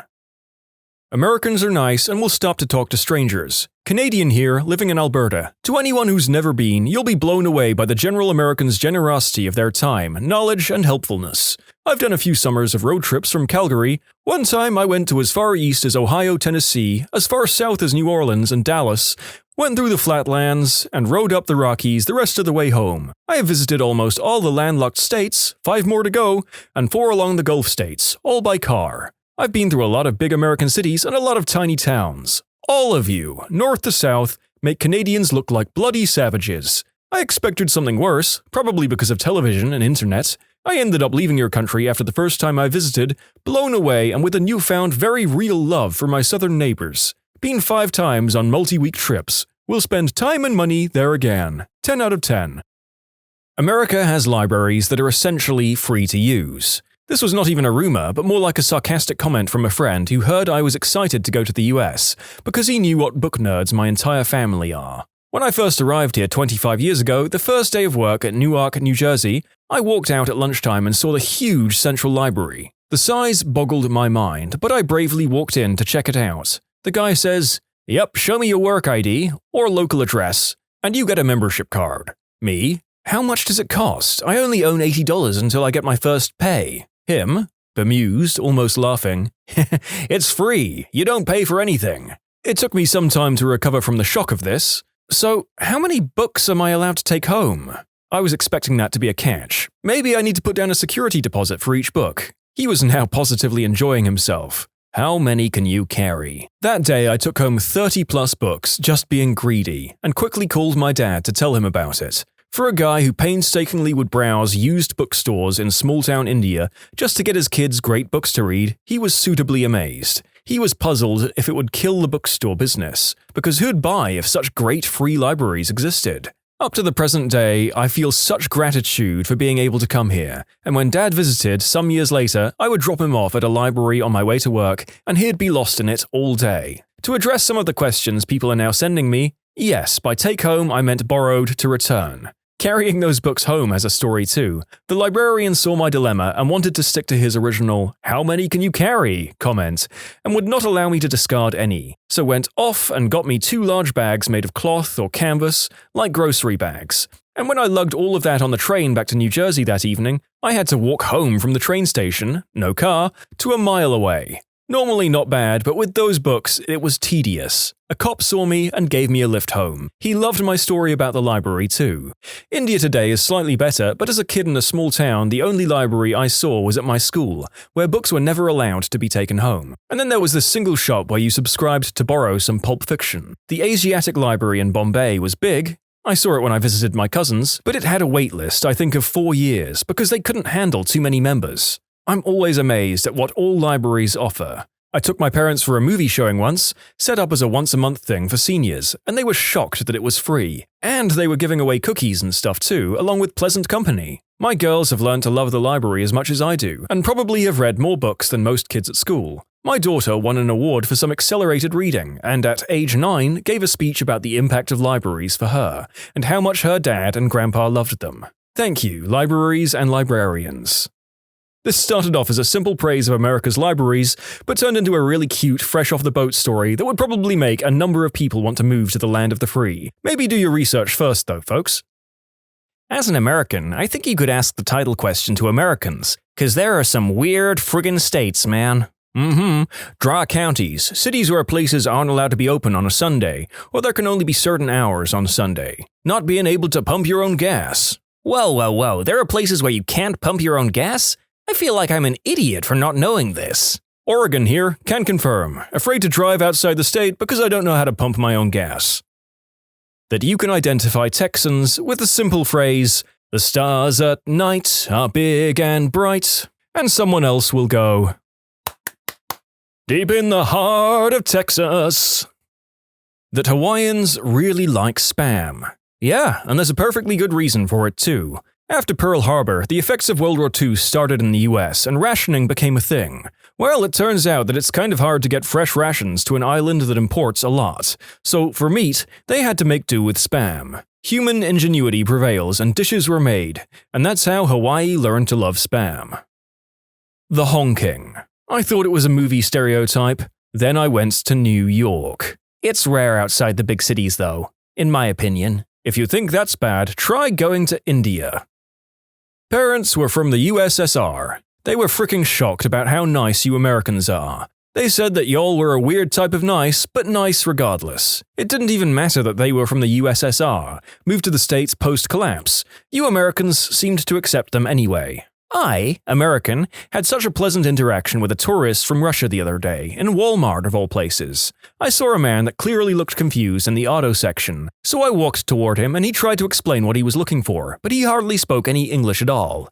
So I pulled my phone out to use Google Translator and told him to speak into my phone. The translation came back that he was looking for detergent for bugs in love bed, so I took him to an aisle to look for bed bug killer. He looked so confused and pulled out a piece of paper that had Love Bug Wash written on it in English, so I took him back to the auto section and helped him pick out some car soap. He kept saying, "God bless," to me. We laughed a lot through the process, and I thought it was so cool that we could speak different languages but still communicate. To clarify, love bug is a type of fly. We call them love bugs because after mating, adult pairs remain coupled, even in flight, for up to several days, like they're in love. But we get them in huge numbers during mating season, spring or summer. Because of this, a lot of cars will be covered in these love bugs that they ran into the road. This is Florida, by the way. Sorry, I let this one get quite far off track, because I was so interested in the gosh darn love bugs. Also, why do all the weirdest things seem to converge on Florida? They have milk in gallon cartons. When I visited America, I went to a supermarket for some breakfast stuff, cereal and milk. All they had was milk in gallons. Who could possibly have that much milk? I asked for a smaller carton, and the lady who worked there just laughed at me and asked me if we just don't like milk in England very much. Many supermarkets have half gallons and quarter gallons, but honestly, I'm surprised that it's an issue. I live alone and go through a gallon of milk in just a few days. I drink at least 7 gallons a day to ensure I get enough calcium. That American kids eat straight sugar. Walked onto the playground and saw kids chugging these long, thin sticks. I'd try and it was just colored sugar. They called them pixie sticks. Oh boy, wait till you find out about Fun Dips. You have a hard candy stick, so all sugar, that you lick and then dip into a colored sugar sack to make it stick to the sugar stick. Then you lick the sugar powder off the sugar stick. After you finish all the powder, you eat the stick. Before I came to the States, as we called it, I lived in Germany. The area I lived in had no fireflies. So when I got to the States, I did not believe my eyes, as I finally saw fireflies light up the world as I fell asleep. I also thought that New York City was a popular fictional city. I didn't believe it actually existed. At the time, it seemed too large and extraordinary to possibly exist. For those talking about other countries, I didn't know there were other countries at the time either. I only knew of places I had lived, which was Germany and soon to be the US. I was never told about the concept of countries until I went to an American school. The "Take Me Out to the Ball Game" song that's apparently sung at baseball games. Still not entirely sure that guy wasn't taking the mickey out of me. Female here. I've been in bathrooms where the gap between the stall and the door is so big I felt the need to cover it with my purse just to get some privacy. The absolute worst is when some mother brings her grubby-handed son into the bathroom and you see a freaking 8-year-old's eye staring at you from the other side of the door. That your country is huge. I got off the plane and asked the cab guy how far the hotel was, and he said about 30 miles. I almost had a heart attack. Turns out cabs are cheaper than the UK though. I can't remember the price I paid, but I was pleasantly surprised. The UK cabs are like £4 per mile. Also, you would get laughed out of the taxi for asking to go 30 miles and not taking the train. Not really crazy, but I just learned you guys have like outdoor sirens that get tested somewhat frequently. I've only heard those noises in video games and movies until my friend sent me a clip, because I had no idea it actually happened. In many areas of the US, these sirens are used to warn of impending severe weather and potential tornadoes. Sirens are tested on the first Tuesday of the month at 10 a.m. around Chicago. My dad heard this crazy rumor about everyone getting drunk and wearing green for one day a year. He obviously didn't know this was a holiday and was like, WTF. When he came to the US and he discovered St. Patrick's Day, he was amazed. My dad is from China, for you affronted Irish people. St. Patrick's Day in the US is an excuse for ordinary Americans to act the way that middle-aged Londoners act when on holiday in Dublin, only with more plastic leprechaun hats and glitter. Yeah, and on top of that, suddenly everyone's part Irish. When I say suddenly part Irish, I'm not implying everyone's lying. A lot of them are probably telling the truth since there's so many Irish Americans. What I meant is that no one mentions this fact until St. Patrick's Day. People of Walmart. One of the nicest people in one of the towns I lived in is pictured on People of Walmart. He's known as Willie the Pimp, or just Mr. Willie. Older gentleman, just likes to dress flashy because it makes people smile to see beautiful things. Before he got too old to drive, you could spot his car by the flower arrangements he attached to the side of the front bumper. As a Brit living in America, the amount of pharmaceutical commercials on TV is creepy. Smiling person living life to the fullest. Narrator? Side effects include anal bleeding, gigantism, lupus, skin shedding, and death. Ask your doctor about Prolax today. The SAT exam being multiple choice. Multiple choice exams in general. That you can get into university just by being good at sports. Like what the frick? Yep, most schools have academic and athletic scholarships, not just academic ones. It's not always a full ride, and you still have to qualify academically, which is occasionally a problem, but that's usually a bare minimum baseline. The reason is that college sports are almost as popular as professional sports, especially football and basketball. Those sports bring money and fame to players and schools, so it's common for schools to try and get the best players to commit. The school I went to, UVA, won the most recent college basketball championship, and now they're well known around the US.